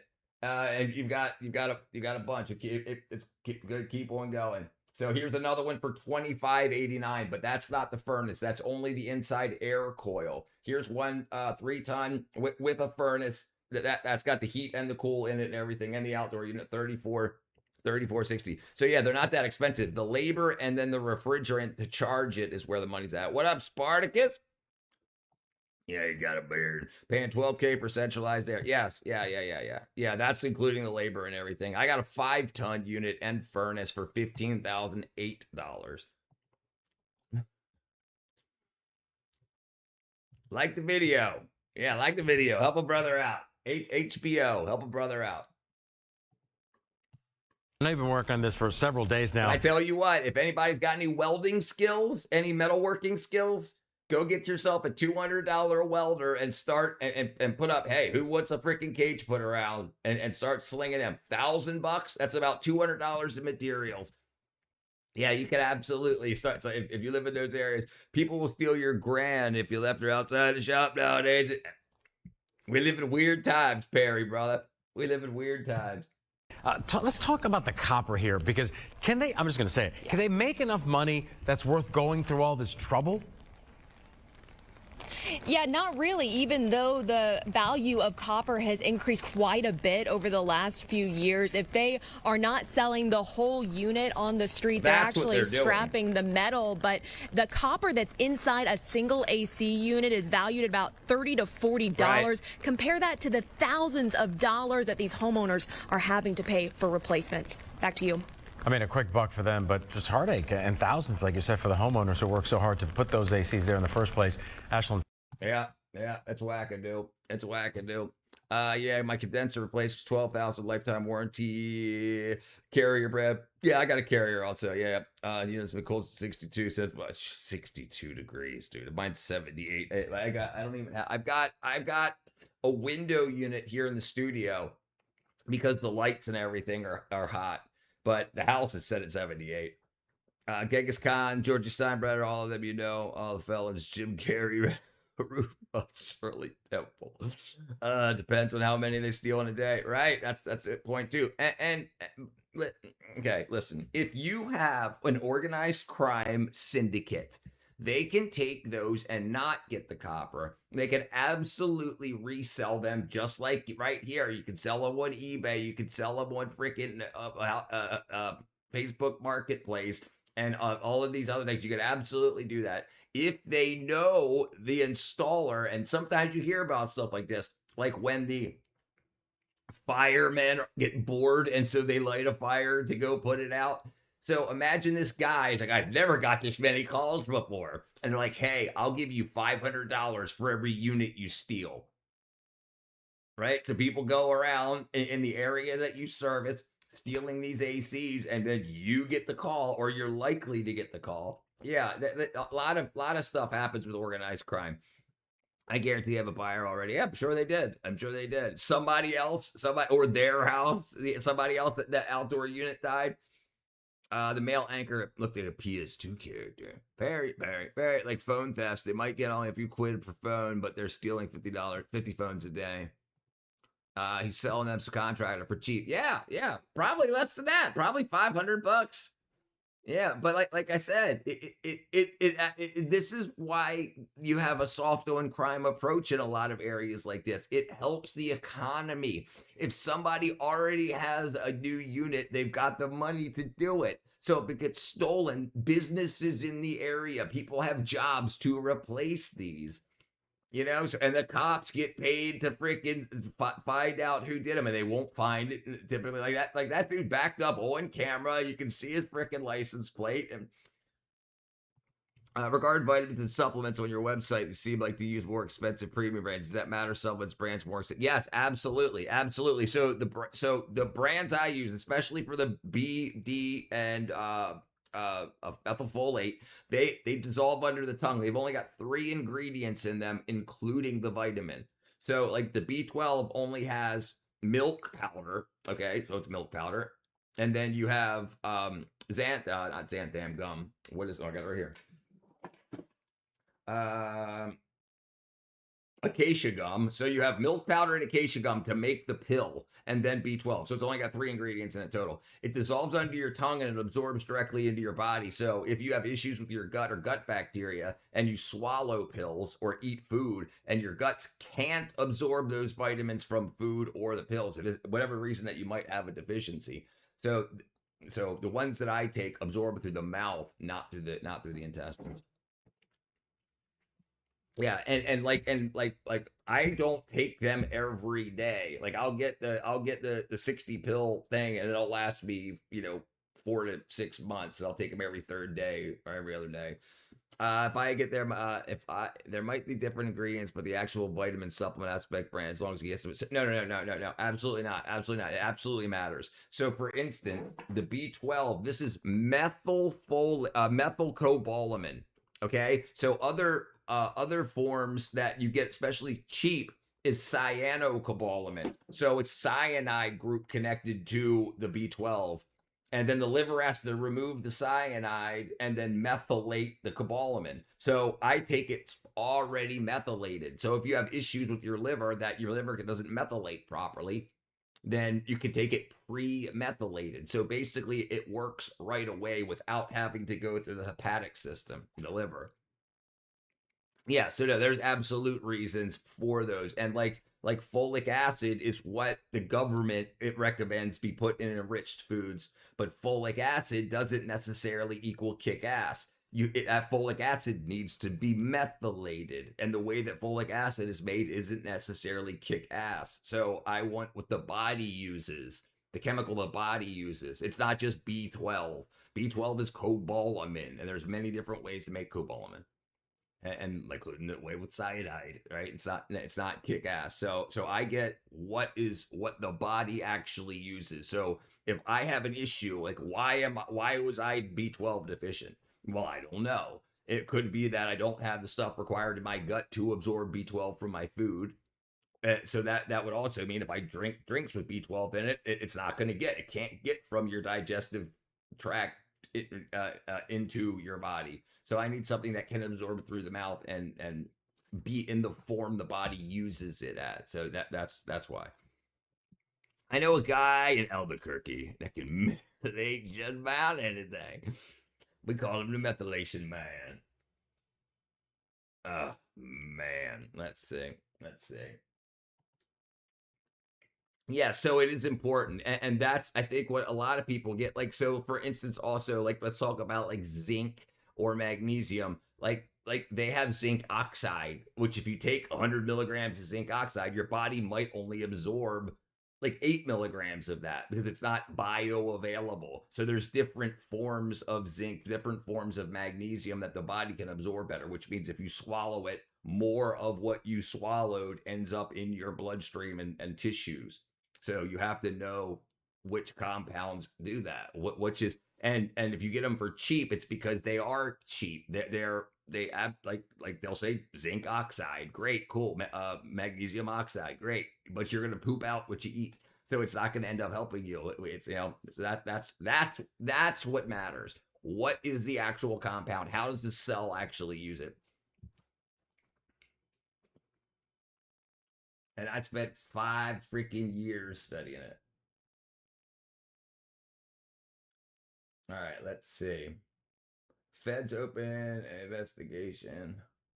Dogs available for adoption. City has to help us with a new arena.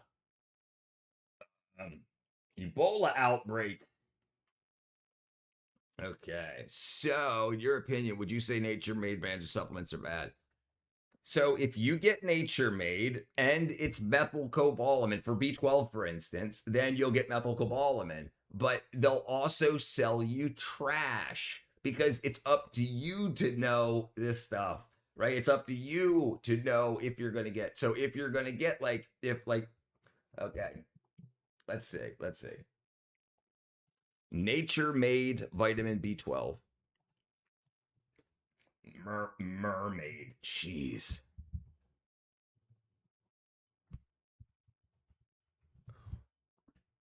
Okay, nature-made B12. Okay, so let's see. Let's fix its first one. Let's see what it is.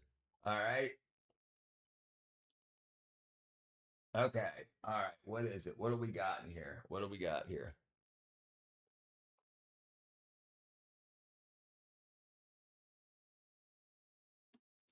Okay.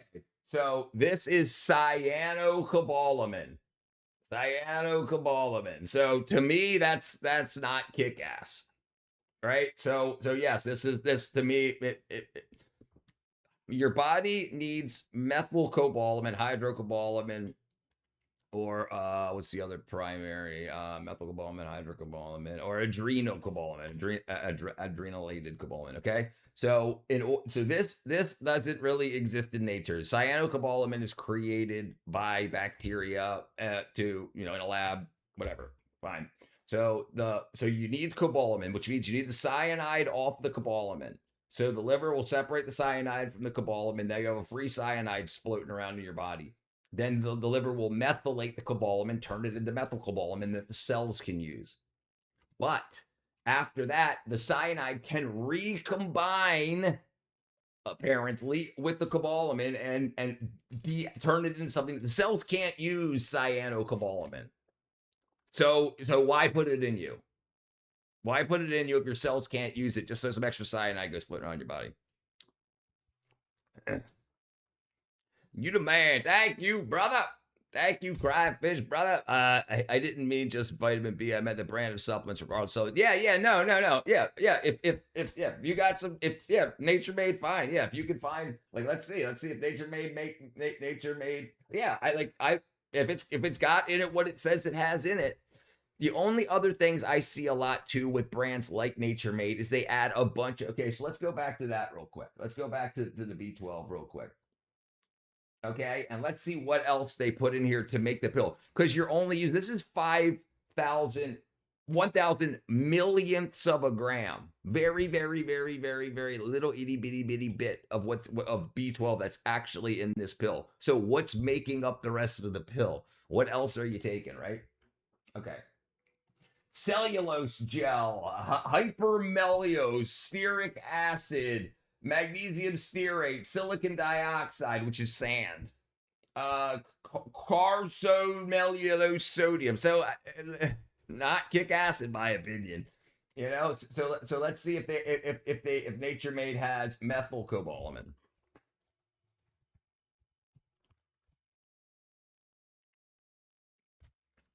Okay. Let's see. Nature Made primarily uses cyanocobalamin, a stable synthetic form of B12 for its standard B12 soft test, rather than methylcobalamin, which is the naturally active form. So, I wouldn't say that's kick-ass. And if you're going to take 100% of your other daily vitamins and whatnot in there from Nature's Made, you're getting a hell of a lot more of that other wackadoo stuff in there, which I don't know what it does in my body. Ebola. Methylcobalamin, not cyanocobalamin, right? Arsenic, there can be arsenic in B12. Stay away from Chinese supplements and maybe Indian. Don't forget to take your 2 FDK protein power. Cellulose is wood, right? Yeah, that's what wood's made of. Yeah. And the other, so it's got sand products in it, wood products in it. Yeah, and it's just like you don't know, because now, like, if we really wanted to get into it, we could start looking up those other ingredients and see, do these other ingredients hinder the absorption of any other vitamins and minerals? So if you're like, I'm going to start taking some B12 to get some more energy, clear up some brain fog, help with depression, anxiety, ADHD, blah, blah, blah, blah, blah, blah. Okay, cool. But what is that freaking hypocellulose or whatever the hell that's in there? Does that hinder the absorption of vitamin K2 from the food that you're eating, right? And I often find things like that. Like, why, especially because I take a lot of vitamins and minerals throughout the week, right? And I don't want to take something that's got something in it that may hinder the absorption of a completely, because if they're selling you a B vitamin, they wouldn't try to make sure that B vitamin will absorb. But they don't care if K2 absorbs or D3 absorbs or whatever. So they could put shit in there that might hinder. It's just wackadoo. XRP. XRP. But, all right. So, but yeah. And that's not even that cheap. That's $19. It's $7 cheaper. But like I said, I don't take them every day. Like, after I started taking them and I noticed a huge benefit, like, I was like, okay, well, I don't need, and I take 5,000 micrograms of B12 methylcobalamin. But you don't need to take that every day. You know, and if you don't notice a benefit every day, and you don't want to take more of whatever you don't need. But when you're learning, if you don't go and get a blood test to find out what you're deficient in, and you just take them to find out, like, okay, I have some issues. Let's look up and see what vitamin deficiencies can cause these issues, and then you look at your diet and you say, wow, I don't eat anything with these vitamins or minerals in it. Maybe I should supplement my diet with it. I like Chinese supplements, ginseng, for instance. I don't know what it's for. Hey, I love ginseng. I just don't know what it's for. Well, apparently it cures everything, allegedly. But who knows? Because also, like, a lot of that ginseng doesn't have any ginseng in it. I mean, if you get the actual root, that's one thing. But when you get those ginseng extracts, they got all kinds of wackadoo. Sometimes they're just alcohol. Sometimes they're just alcohol, like the ones you get in gas stations. Some have been tested and just have alcohol in them. So it says ingredients, ginseng and alcohol, and you drink it, or they have it tested, and you drink it, and it tastes like alcohol. You're like, wow, I guess I got some ginseng in me. And you're like, why do I feel better? Maybe it's because you just drank some alcohol. Okay, let's say ginseng health benefits. Let's say ginseng is popular, better focus, strong immunity, and stable blood sugar. So I read things like this, and I say, okay, better focus. That's usually a B vitamin thing. So it's probably got some B vitamins in it. Okay. Immunity. That's usually a zinc thing and a vitamin D3 thing. So it may have that in it also. And stable blood sugar. Well, that could be there's other vitamins and minerals that also help promote, including B vitamins that help with that too. So, you know, but if you want to get it, if you want to get your vitamins and minerals, if you say, hey, okay, the government's been saying you need 100% of this forever. So do I ever do that? No, I never do that. So maybe I should start doing that.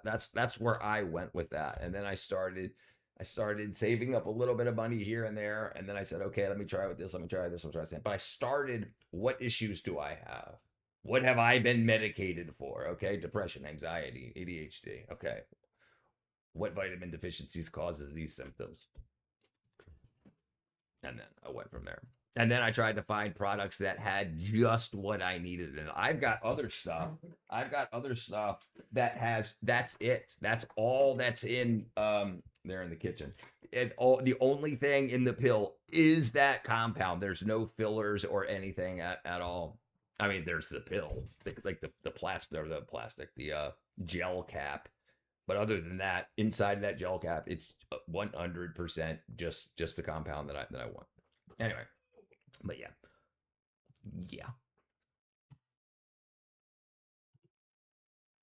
Let's see. Okay, Ebola. Well, for more on this story, let's bring in Heather Kerr, Country Director for Congo at the International Rescue Committee. Heather, thanks so much for being with us on the programme this evening. You have spent a long time working in the DRC yourself. Now, nearly 3 months into this outbreak, why do you think health workers are still struggling to get to grips with the crisis? It's obviously a very difficult situation, as we saw in that report, for people who are working with the unwell in Congo. Yeah, thank you very much for inviting me. It is now the largest outbreak on record in DRC. As your correspondent mentioned, we're nearly at 4,000 cases, and that is equaling the outbreak in 2018. Right. And what do you think quality vitamins they're putting in them? Like the actual vitamins. They're putting things on there. Like they're putting things in those in those vitamins in that product. That's the cheapest stuff they can get. They can put on the ingredients list, but the absorbability has nothing to do with what they put in there. They're making a product. Yeah, I used to take them things. I used to eat them things like a summer gum. Beginning to resent the thing B12 about this because it reminds me of my quit smoking deadline approaching on the 1st of October. But I'm doing this at the time. I feel the irritability. Did you already start taking B12?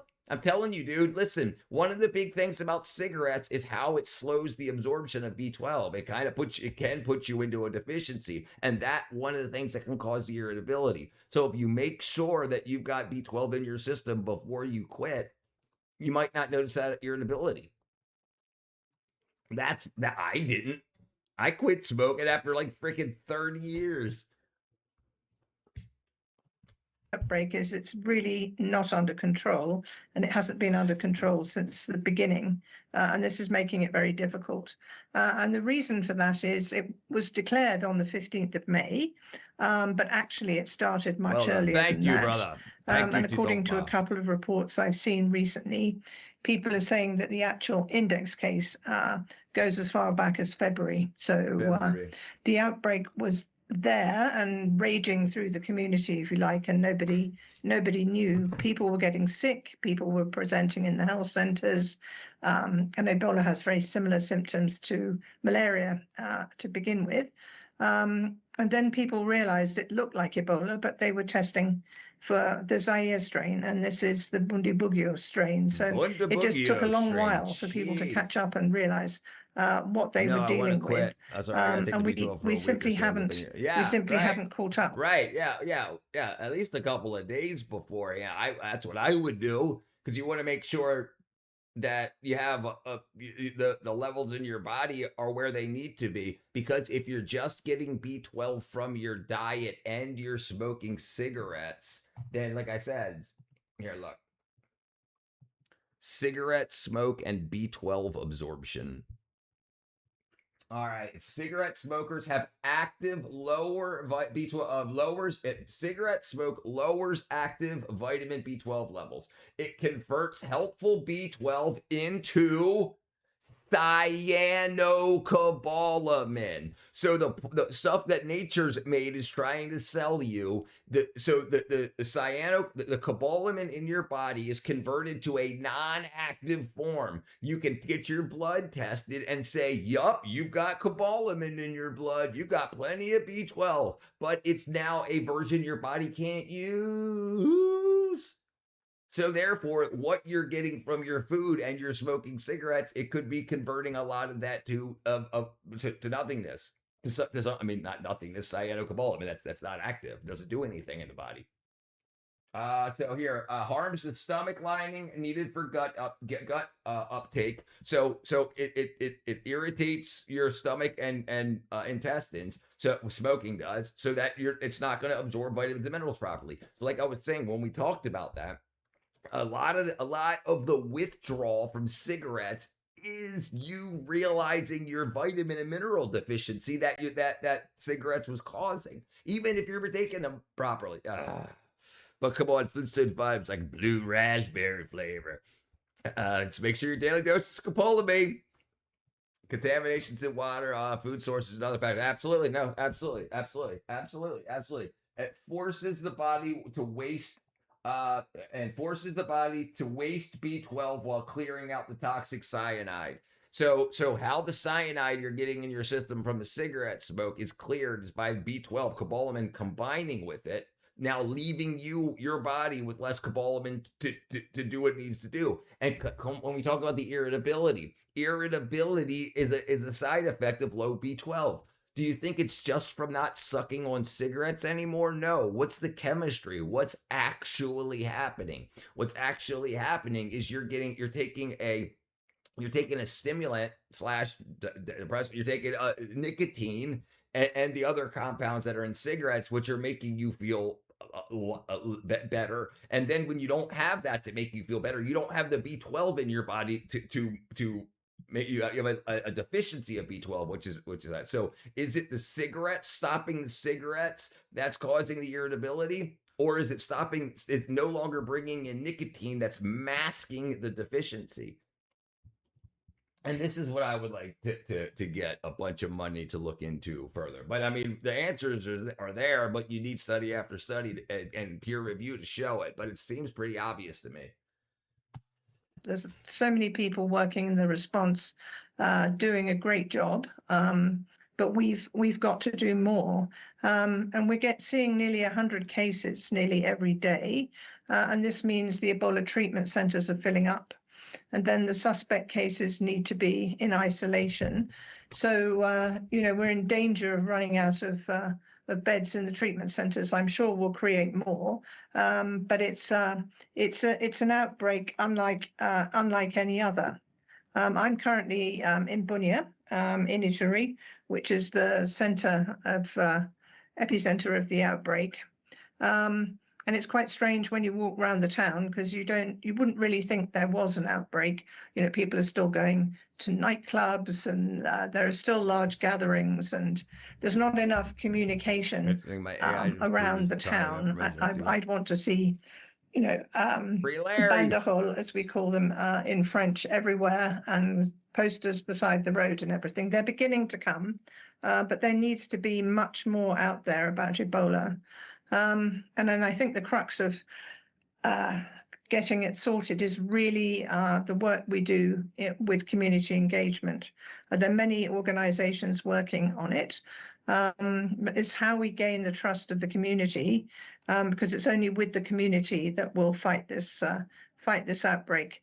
So that's beginning to happen as we all work with church leaders and young leaders and women and church leaders to get their help and get them engaged with their communities so that they spread the messages and explain what Ebola is and where to go if you feel ill and everything, because it will only work if it comes from the community. So community engagement is absolutely essential in this response. And Heather, I know this is something you have spoken about before. Is a lack of trust then in the humanitarian community still an issue? Have your aid workers been able to build that kind of trust that you're referring to there? We're building it. What hurt that trust? Slowly, but it is very slow. There are still people out there who don't believe Ebola exists, and they won't go to treatment centers or the local hospital even. They'll go to traditional healers, or they'll just stay at home, which is absolutely not the right thing to do. I mean, I know people. I was talking to one of our staff members when I arrived, and he told me that 4 members of his family died of Ebola within about 5 days of each other. So it's, but he says he wants now to really speak out and tell people about Ebola and that's real. So that's what we need. We need people who've experienced it either firsthand or through their families. Or, there are a lot of people are actually recovering in this outbreak, which is one of the positive things. So if those people are willing to speak out, then that's great, because they can say that they did actually get treated and they recovered, and here I am. So I think that's so the trust is being built, but it's slow, but it's an absolutely essential part of what we're all doing. And you are, of course, also in an active conflict zone. What kind of an impact, if you've seen any, Heather, is the strike by frontline workers having on the outbreak? We saw one man in our report there. Their concerns, What's up, are they Fred? likely to be addressed? This is in Democratic Republic of Congo. All right, Siraj, brother, thanks for hanging out, my friend. Yeah, Democratic Republic of Congo, Fred. We're going to talk about that right after this. My kid got in trouble at school years ago for telling other kids they all had Ebola. This is why I don't think talking about transing in schools is good. Because you're going to have kids that will tell other kids, I think you're trans, just like how kids used to say, I think you have AIDS, I think you're gay. But the end result of being convinced of these things is much different than just getting caught kissing a guy. You know, I heard about that. I thought someone was joking. What up, Les couple? I thought you changed your name.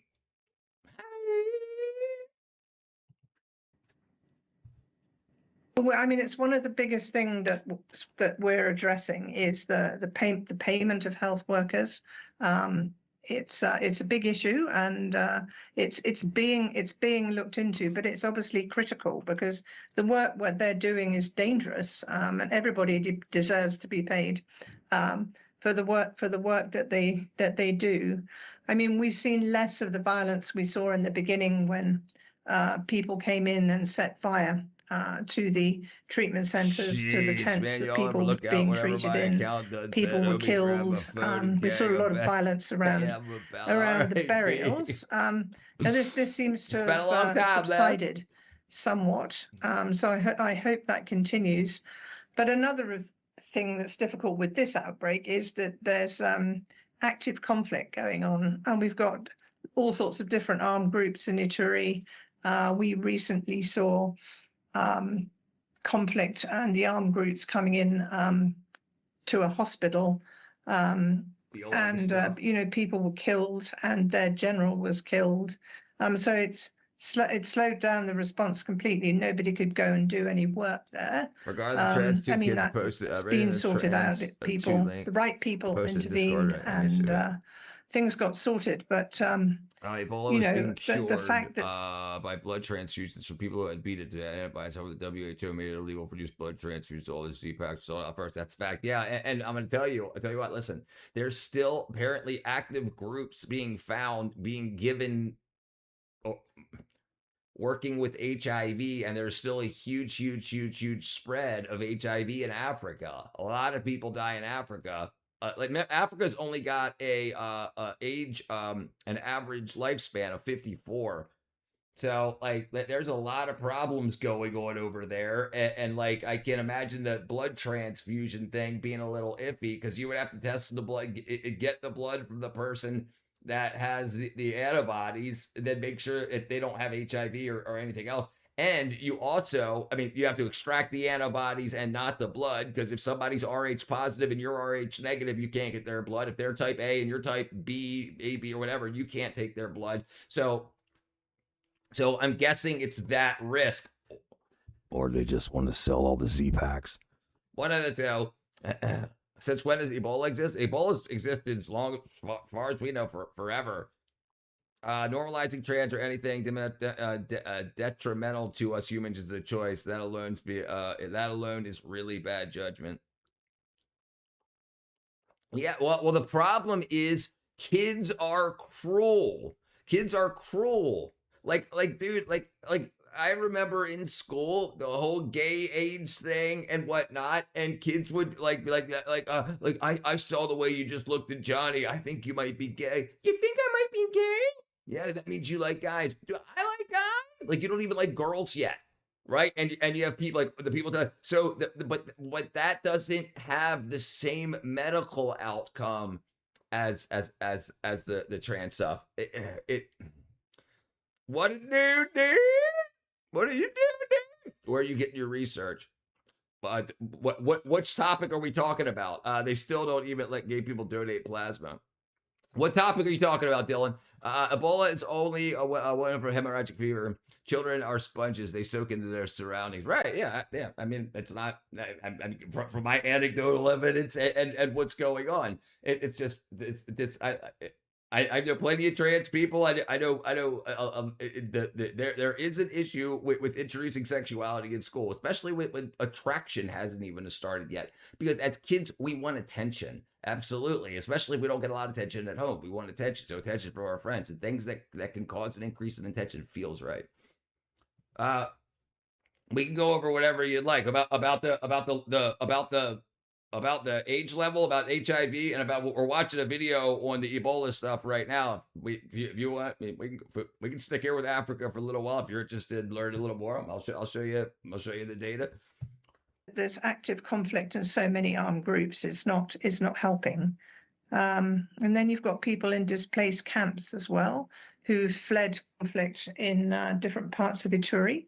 And it's very hard to get in and work in the camps. And people are dying in the camps, but we don't know what they're dying of. So that's another very worrying aspect. Heather, we're going to have to leave it there for now. All right, leave it there. Okay, let's see. All right, so we'll go into HIV and Africa. HIV.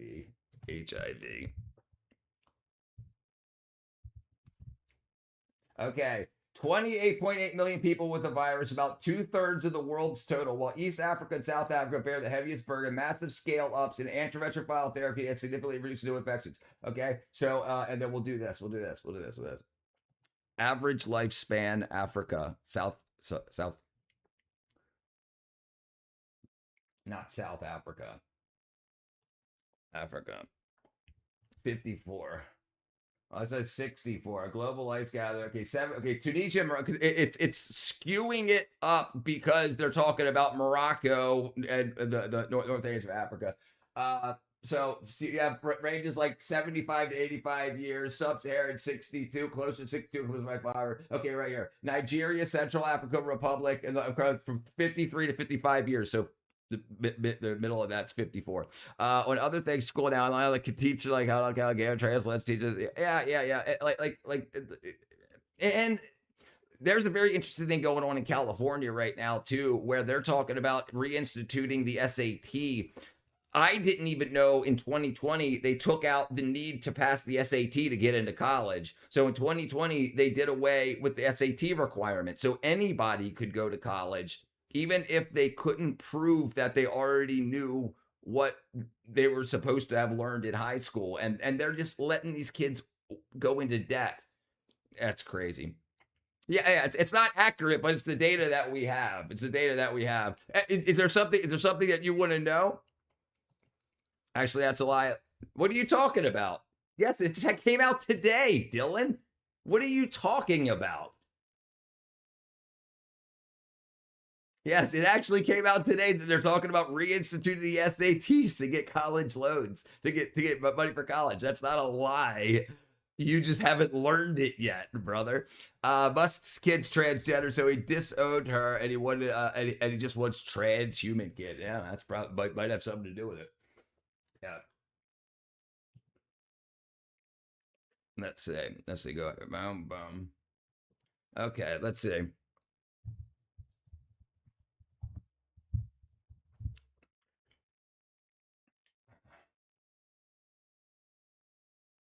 Okay, so here you go.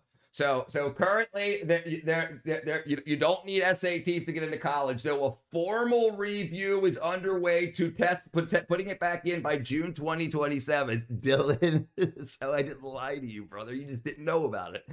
Just because you haven't heard about it yet doesn't make it a lie. We also need to stop teaching critical race theory at school. Yeah, we got to let people heal and get over that rather than picking scabs. I understand. It's a gentle subject. But it's not. The thing is, it's a theory. It's not the truth. CRT was an academic theory. It was an academic study to talk about if things were certain ways and whatnot. Not that they were, or it wouldn't be a theory. It would be proven. Where do they teach that? They teach aspects of it. Absolutely. And actually, didn't they just have let me see.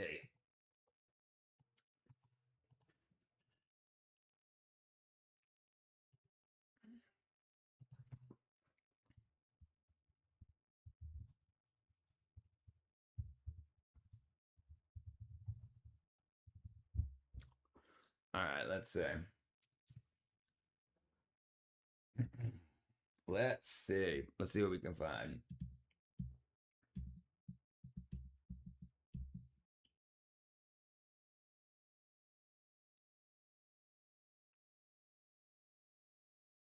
Okay.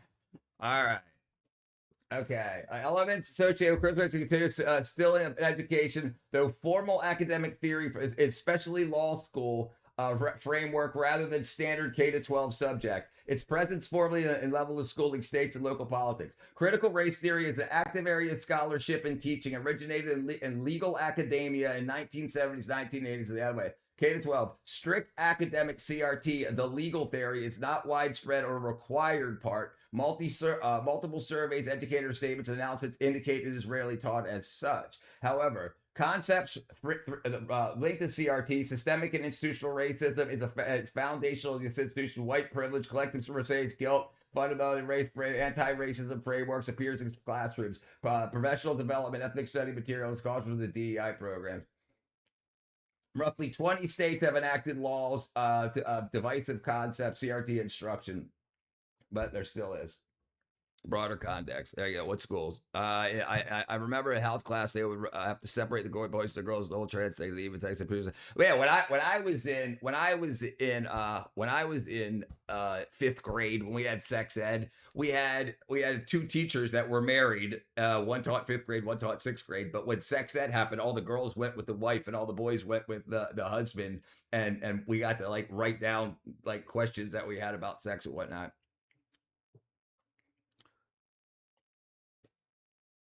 No, that's between you and James. That's between you and James. Okay, let's see what's going on. Let's see what we're finding next. Let's see. Are men really giving women $20,000 a month? Invades the WNBA. AI created a brand new virus.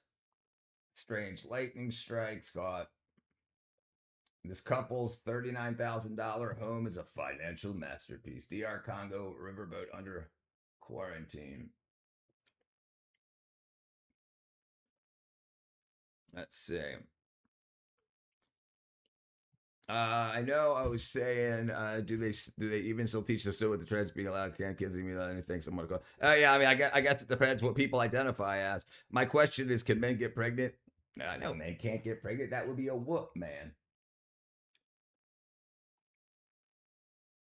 How's this $3 billion earth moving project saving a city? It's probably making the frickin' politicians rich. Warrants. New York City killed a couple over 75,000.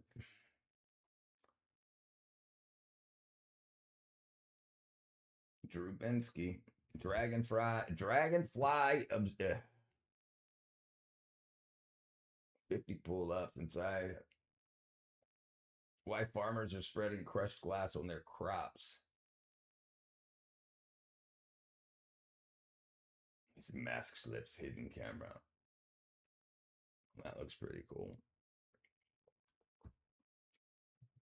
Daily Kitchen inside High Tech Labs. Keyboard tattoo helps mother communicate. Science of everyday life. The piano has been drinking. Juvenile found abandoned at airport. Jeez. 5 animals that have 5 flights, most expensive stadium food. I push my. She lives in a neighborhood, abandoned house, no trash, trash to treasure. Do trees poop and pee?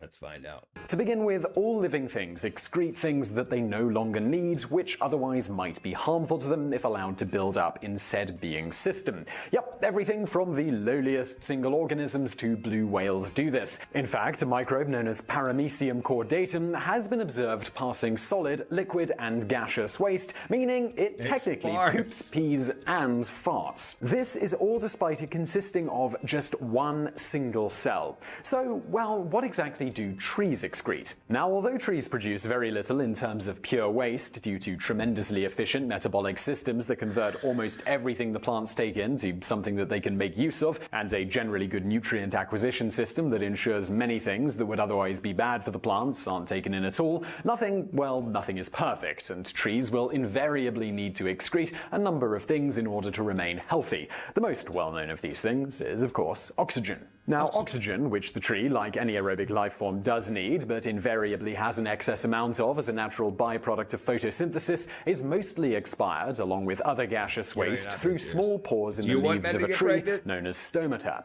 Trees also excrete water vapor containing various other waste products during this process. While this is an excretion, you may not consider this akin to pooping and peeing. Perhaps it's more like breathing. After all, humans expel carbon dioxide, water vapor, and certain other substances while breathing. So now you might be wondering, well, what's something that the tree does that is more like pooing and peeing?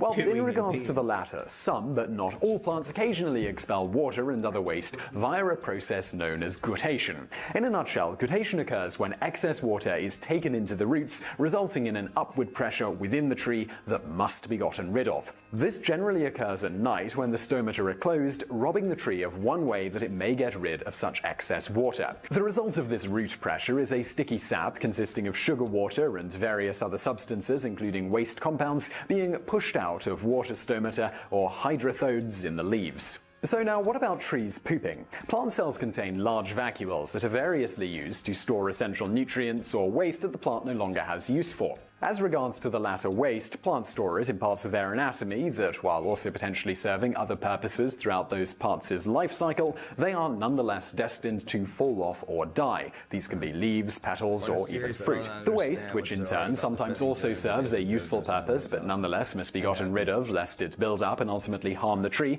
including things like heavy metals, tannins, oxalates, and anthocyanins, will naturally be lost come wintertime for many trees, or just at random times throughout the year for evergreens. As famed biologist Brian J. Ford notes, the leaf not only is the plant's photosynthetic center, but also is the organ which, at the end of its anabolic program, is stripped of vital constituents and systematically charged with metabolic wastes. As a noteworthy example of this, mangroves are able to thrive in seawater despite too much salt being harmful for the plant. These plants don't actually need large amounts of salt to survive. In fact, many mangroves will grow just fine in fresh water. They achieve this by the fact that their roots have developed to take out as much as 90% of the salt from the water they take in, which is pretty remarkable considering such strong osmotic pressure would normally result in water being drawn out of the roots rather than being absorbed. Any salt that the plant does imbibe is then ultimately excreted through a combination of various processes. The most significant of these is the plant concentrating the salt in older leaves and bark, which will periodically be shed. So, given that many plants, such as trees, use their leaves and other eventual droppings as a way to get rid of waste, we'd like to explicitly point out here that when you're eating many types of fruit or drinking that delicious cup of tea,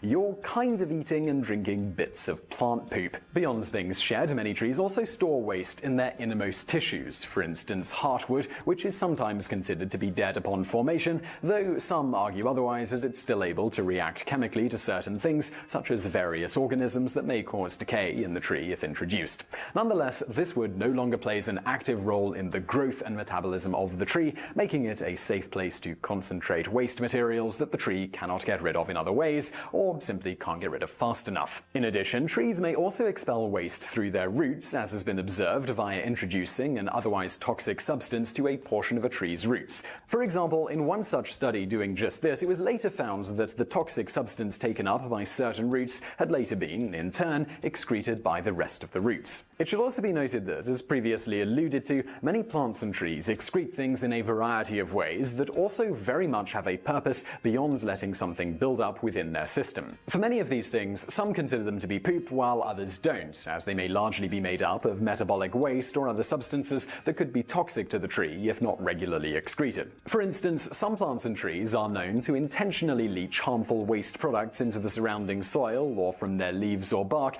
as a defense mechanism. This can take the form of compounds that kill, trap, or deter pests from eating the plant, like latex, which among other things does include chemicals that are toxic to the plant itself. Some plants, such as the Scots pine, even produce waste products with antibacterial properties, helping to protect them from disease. So, in the end, while to some extent whether trees poop and pee or not, and which mechanisms constitute doing this, is an argument in semantics, they do unequivocally expel metabolic waste and other harmful substances in a variety of interesting ways. But which ones are most analogous to pooping, peeing, farting, or burping? Well, we're going to leave that for a discussion in the comments below. And now for some bonus facts. So at this point you might be wondering whether carnivorous plants that actually eat living things pee and poop more like animals. After all, unlike most plants, these also take... Listen, I got no problem with any of that. The issue I have is when it comes down to kids. The problem with, I said, when it comes down to in schools, young kids are cruel.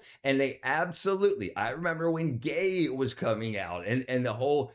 like people would tell kids would tell other kids, I think you're gay. Your best friend is Jimmy, right? Yeah, that makes you gay. And the problem with that is that just turns into that. But if you start doing things that can lead to going on hormones and whatnot, and you have to be able to protect kids from themselves and from other kids, and that's a problem. Because I remember even when I was a kid, we used to do things like tell kids that didn't know cuss words. They would be like, what's that cuss word mean? Like, oh, you're supposed to ask your mom what it means. Ask your mom what fuck means. You know, stuff like that. And we did it to be cruel. And I just see it. I mean, and even one kid is too much. I just don't think that's the place. I think if they're going to make it more of the conversation, it's got to be done. It's got to be done better. It's got to be done. It can't just be up to one. Because it's not being taught. It's being. I mean, like in curriculum, it's being taught by just handfuls of people that think it's kick-ass. Kids use a litter box at school. It's bringing bullying back. Do you want defined? Word you want defined. You can always continually nitpick them, and a lot of people always seem to not want to engage in a previous experience with people who are being belligerent. I like to visit. I don't get. I feel adults, parents, and kids. Once they get it, well. In the bodies of insects and the like. The question is, do these plants then have to poop these bodies out? While the mechanisms vary, generally speaking, what happens here is that after all the nutrients are extracted from the living thing, the plant will simply open back up and allow the remaining matter to be washed away in the rain or potentially be blown away by the wind. It's not a perfect system, however, and waste may still be potentially left in the... Use the bidet. I'll save you the time, other people's time. Look up how people define them. To look up how people define them. Yeah. Plants, which can cause an issue if it's allowed to accumulate.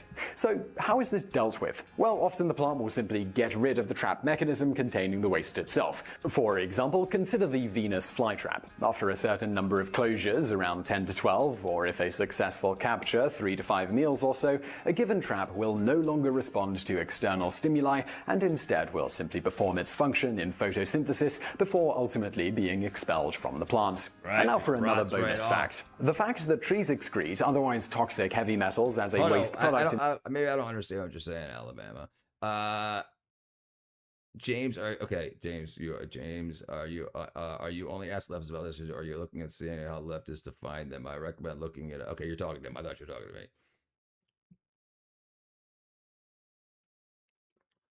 Yeah, but it also is changing.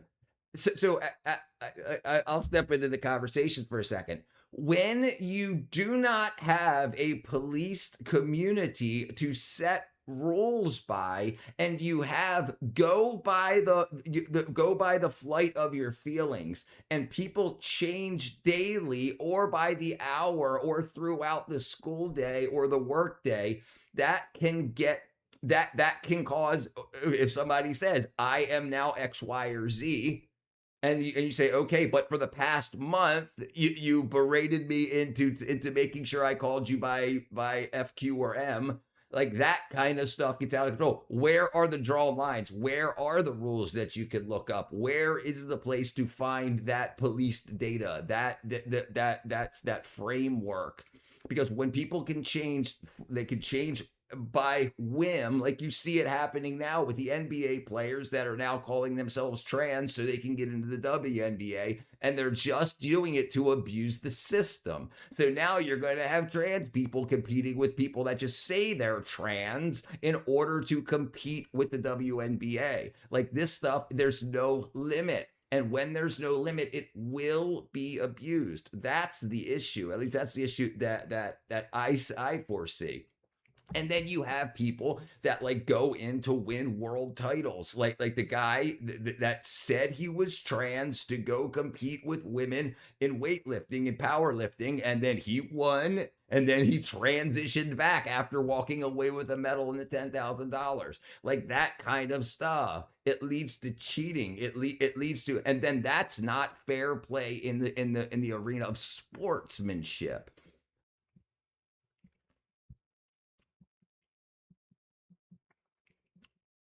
Okay, I guess you're talking to him. I don't know what you're talking about.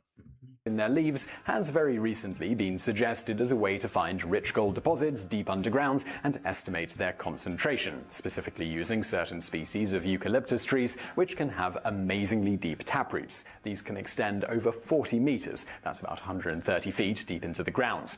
In a study published in October of 2013 called Natural Gold Particles in Eucalyptus Leaves and Their Relevance to Exploration for Buried Gold Deposits, the researchers found that eucalyptus trees growing at the Freddo Gold Prospect in Western Australia were indeed transporting gold from far underground to the surface via taking it up from its deepest roots, then ultimately transporting much of the toxic gold to the leaves at upwards of 80 parts per billion accumulating in the leaves versus 44 parts per billion in the twigs, 4 parts per billion in the bark, and only 0.1 to 0.7 parts per billion in the trunk. Even though most eucalyptus trees are evergreens, ultimately the leaves are shed, removing the toxic substance from the tree, though also resulting in it accumulating more in the topsoil. And now for another bonus fact. Speaking of eating tree poop, we also have the interesting case of figs, and you potentially eating wasp eggs or larvae and bits of wasp.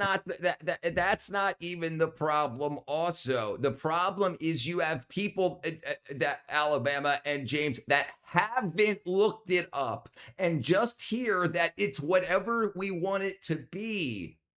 So you have people that do not understand it. So even if you look it up in good faith, you can still be wrong. And that's one of the big positions. There has got to be guidelines. There's got to be guidelines, but that goes against the thing that queer theory and saying that it's whatever you are at the moment you are in that. And if that can be changed, like if we're going to do it and set it up legally, then it's got to at least go by, like, let's say every 30 days you can get a new ID and it's whatever the ID says or something like that. But the problem is there's no halfway right now amongst the cohorts that want to make this a social change. And I think that's an issue. Mr. Blue Sky, please tell us why you had to wait so long. What up, Space Cow? And then also remember, crazy people exist, and people that want to just abuse. They just want to, and if they want to go out and get into a fight, that's a great way to start it, you know. And you have to agree that there on the right and left, everywhere there are crazy people that will use their politics in order to incite, you know. And that is a truth that needs to be reckoned. Bodies along with the tree poop. You see, certain types of fig trees have a symbiotic relationship with wasps. The wasps lay their eggs inside immature figs, and in return... Methylcobalamin is a natural active form found in fish, chicken, beef, liver, and poultry. Right, Drong, right. That's the form that the body most commonly uses, is methylcobalamin. So if you buy cyanocobalamin, that's cyanide connected to B12, cyanocobalamin. So the liver then has to methylate the cobalamin by separating the cyanide off of it, but the cyanide can recombine, turning it back into cyanocobalamin. The problem with the cyanocobalamin, like I said, if you drink a Monster Energy drink or whatever, there's energy drinks that have cyanocobalamin, or you take a cyanocobalamin B12, you'll have high levels of B12 in your blood, right? And a test, they say you don't have a B12 deficiency, but you may be actively showing the symptoms of a B12 deficiency. Why? There's pseudocobalamin, things that look like B12 that show as a B12 on a blood test, but does not work in the body. So a chemical test would steer you away from actually finding proper supplementation because the blood test says you got enough, but your symptoms show that you don't, right? So that's kind of the wackadoo there. Right, methylcobalamin is what you'll find in your food. It's the natural occurring source. Dragonborn says, "Gay!" Cyanocobalamin is a synthetic form which contains cyanide molecule that needs to be broken down by the human liver. It's only preferable for people without liver issues or people that want liver issues. Right, yeah. So why would you choose cyanocobalamin? The only reason to choose it is price. So if you have a B12 deficiency that needs correcting, you want to take what the body uses and stores. That's an important part too. Which type of cobalamin does the body store? And that is typically methyl. Since I've been 5 or 6, I can't remember, years sober, I can't remember. I can't remember. Yeah, that cigarettes though. Cigarette smoke will convert it. That's made from turds, cyanobacteria. That's right. And so it makes a version of B12 that looks like the B12 that the body uses. The liver can do that, separate the cyanide off of the B12. And then the cyanide can recombine with the cobalamin, deactivating it. So you take a cyanocobalamin tablet or pill or liquid or whatever, and that's a thing. But if you can find as close to methylcobalamin, like whatever the liquid is or the pill, the pills that I take, the dissolvables, the sublinguals that I take, like I said, they have 3 ingredients in them: milk, acacia gum, and that's just the sap to basically hold it together as a pill, and then methylcobalamin. So it doesn't need to be processed by the liver in order for it to start working. I always have no problem with LGBT trans or whatever. I just take issue with debauchery and stuff. I think a lot of people have, and I think that's due to no policing. Communities have to police the bad actors in their communities. And I think it's gotten to a point where even calling out bad actors, they say, you're only calling me out because I'm X, Y, or Z. Whether what it is, whatever phobia or ism or whatever, if you try. So that means that the only people that can are the people that you're in a community with. This is why you have community policing, but there's not very much community policing, and that's an issue, because you have to understand that you're going to have to deal with your crazies. Bless my holy liver and bless the holy chief. Is there what I can take sub dinky under my dink? Let's see, subdinqual. Maybe we Dragonborn. We might have a freaking product idea. Subdinqual B12. You in Georgia by any chance? They pollinate it. Fig trees are able to tell when a wasp doesn't hold up its end of the bargain and will often drop an immature fruit containing eggs if the wasp who laid them didn't pollinate it. What makes all of this even more interesting is that in some species, the wasp must actively pollinate the fig tree rather than just it being a byproduct of the wasp being covered in pollen or the like, or passively pollinating the tree some other way. So if an active pollinator wasp tries to cheat the system to save itself a bit of effort, the fig tree is able to tell that, and rather than continue continue to waste resources on such an unpollinated fruit, it may sacrifice it. The downside for the wasp, of course, is that their offspring won't survive, and it also increases the likelihood that cheetah wasps will be bred out. Unsurprisingly from this, it's been discovered that in fig species where non-pollination is most heavily sanctioned by the tree, active pollinator wasps that will attempt to cheat the system in this way are much more rare. Interestingly, there do exist other species of non-pollinating wasps which are happy to swoop into a pollinated fruit and lay their eggs inside as well, piggybacking on the pollinator wasp's efforts. And if at this point you're worried about accidentally eating a wasp body or body parts when eating a fig, this shouldn't typically be the case with commercially grown figs, which usually use a species that does not require pollination. However, with figs that do require pollination to grow mature fruit, it is likely that in eating such a fruit, you're getting bits of wing and antenna, as the female often loses these as she bores inside to lay her eggs. On top of that, once hatched, many species of male are not capable of flight and instead simply mate with the female, bore their way out, providing a path for the young femle to exit, and then die, occasionally even dying inside the fig if they fail to make an exit. That was quite an sneaky snake. Not geeky.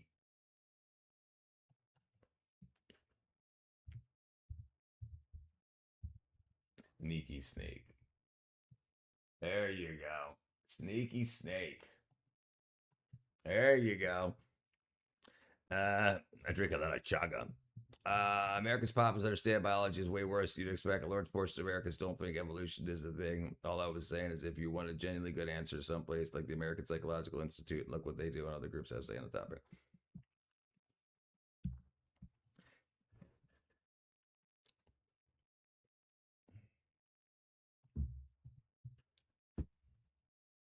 My point is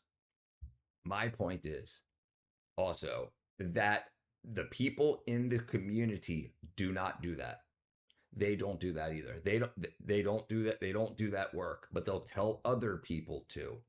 There's a handful of people like us, like me and you, Alabama, that will do that to find out what's going on.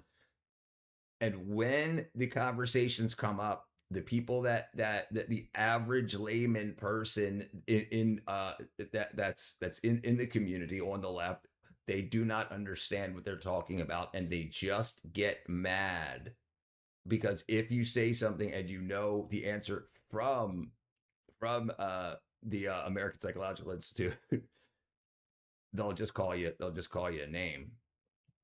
Hey, your Dragonborn's a biologist. We're gonna come up with the I eat pieces of protein snack. Most people are retarded. There's got to be a conversation had that there is mental illness throughout American life and things that can cost a lot and damage people that are in psychological states. Because remember, this is very new. The DSM-4 called it a mental disorder, and what the DSM-5 now doesn't. So this is also very new. So psychology is evolving, and psychology literature didn't keep up with that until now. And so it doesn't. So if you read the DSM-4, you're going to be like, no, these people are nuts. So and then the people that did back, for the past 50, 60 years, there was a different thing attached to it. Cyanocobalamin is far less effective for people with liver issues because the liver doesn't do the work converting it to methylcobalamin. So I'm in the clear. Studies show. Studies say 66% of all statistics are made up on the spot. All right, let's see.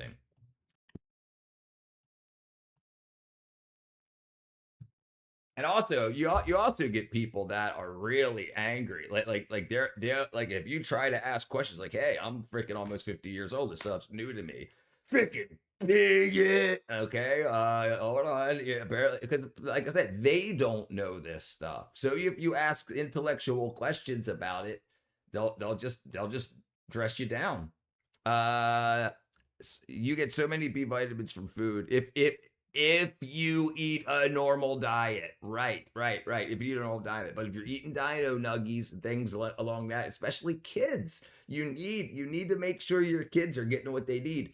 And if you're not eating things like liver, especially like liver, kidneys, and other things in an animal, how do you expect to get the vitamins and minerals that are concentrated in those organs?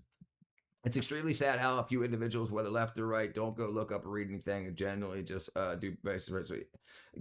I agreed. And I think that's what's happening. You have a bunch of people, most that do not know what they're talking about.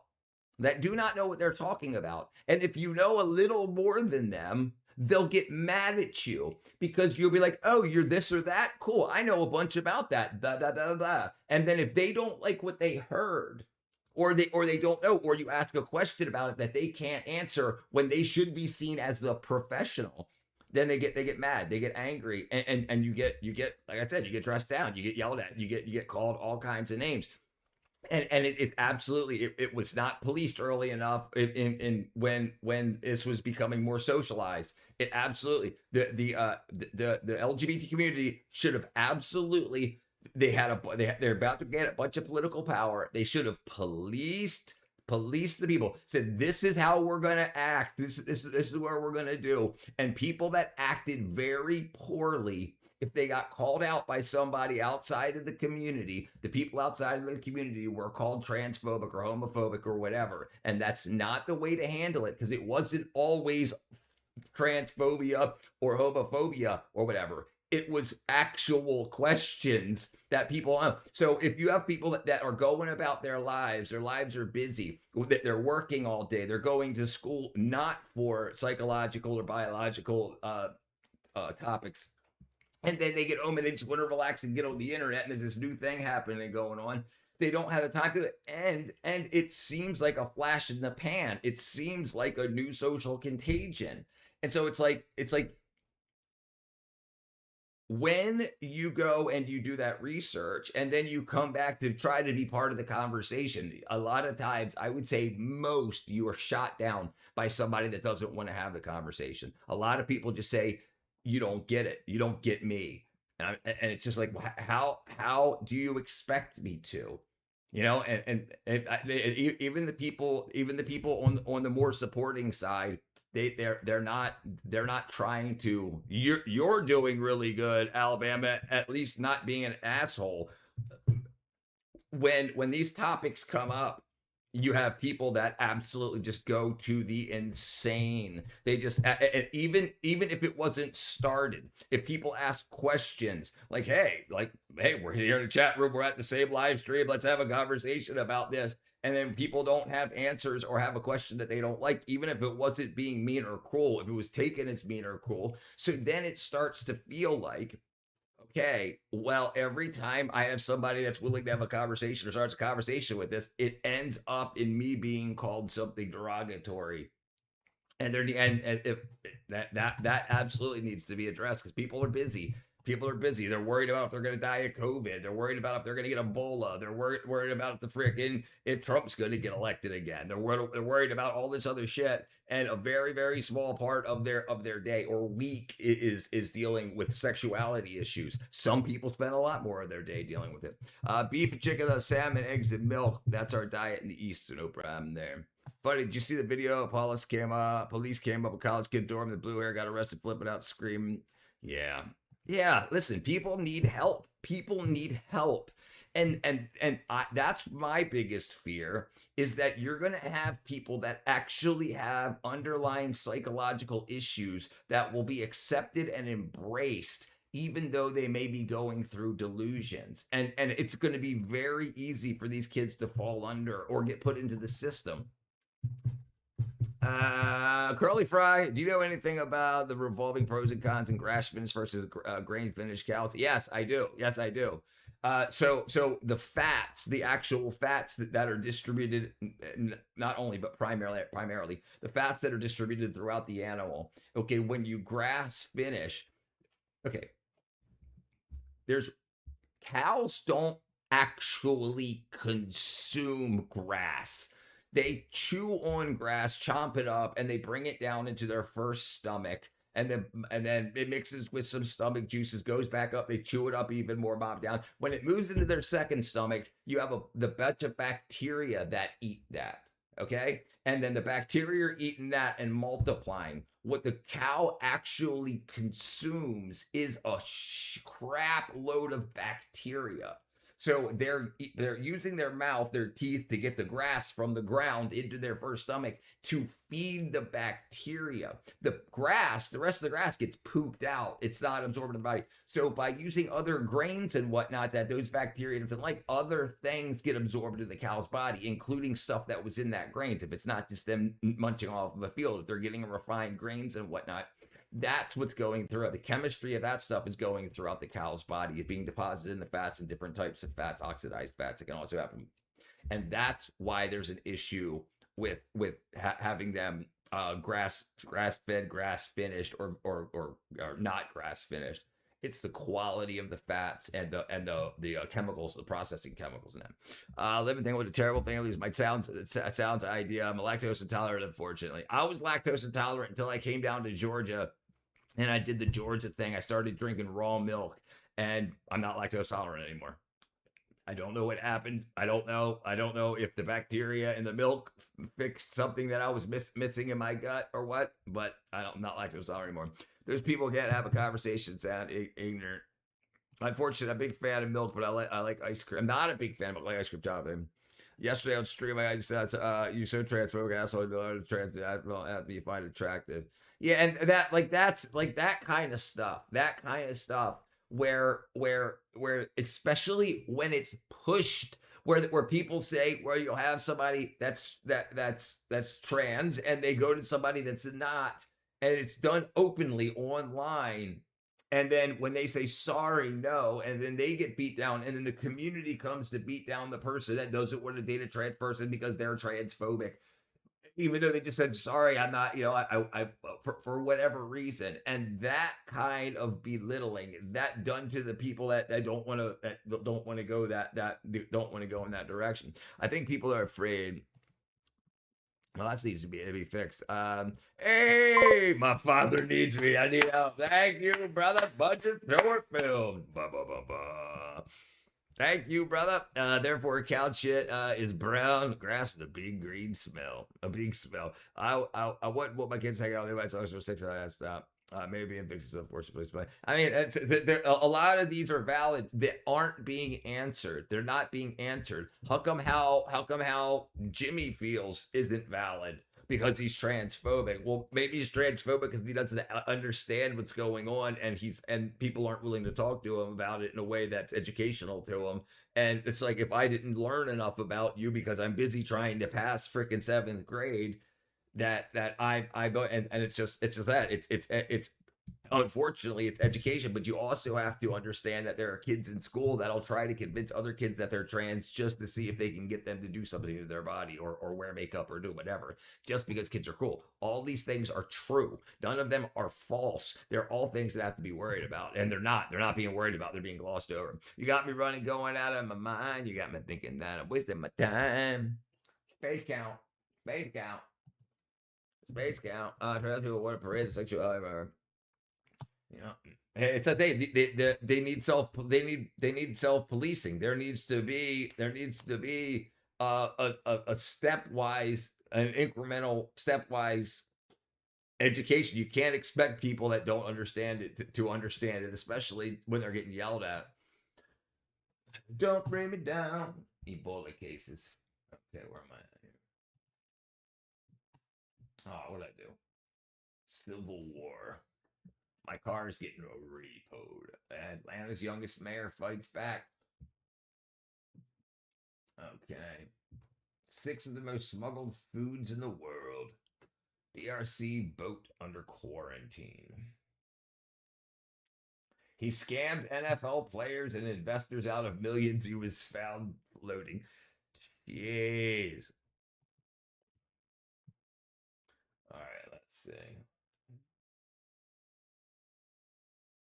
How loggers avoid getting stuck. All right, let's see where we're at. It's at 10 o'clock. All right, we'll go ahead and call it a night. I appreciate y'all hanging out with me. I'm going to go ahead and give it and call it a night here. My butt cheeks are tired. I'm going to go to bed. I love y'all. I'll see you guys tomorrow. Thank you for hanging out with me. Thank you for being here in an earlier stream. Freaking Husafil comes in, slide here at third. I did my portable steam sauna today. Totally relaxed. Good to hear, brother. Good to hear, Husafil. Enjoy your sauna, brother.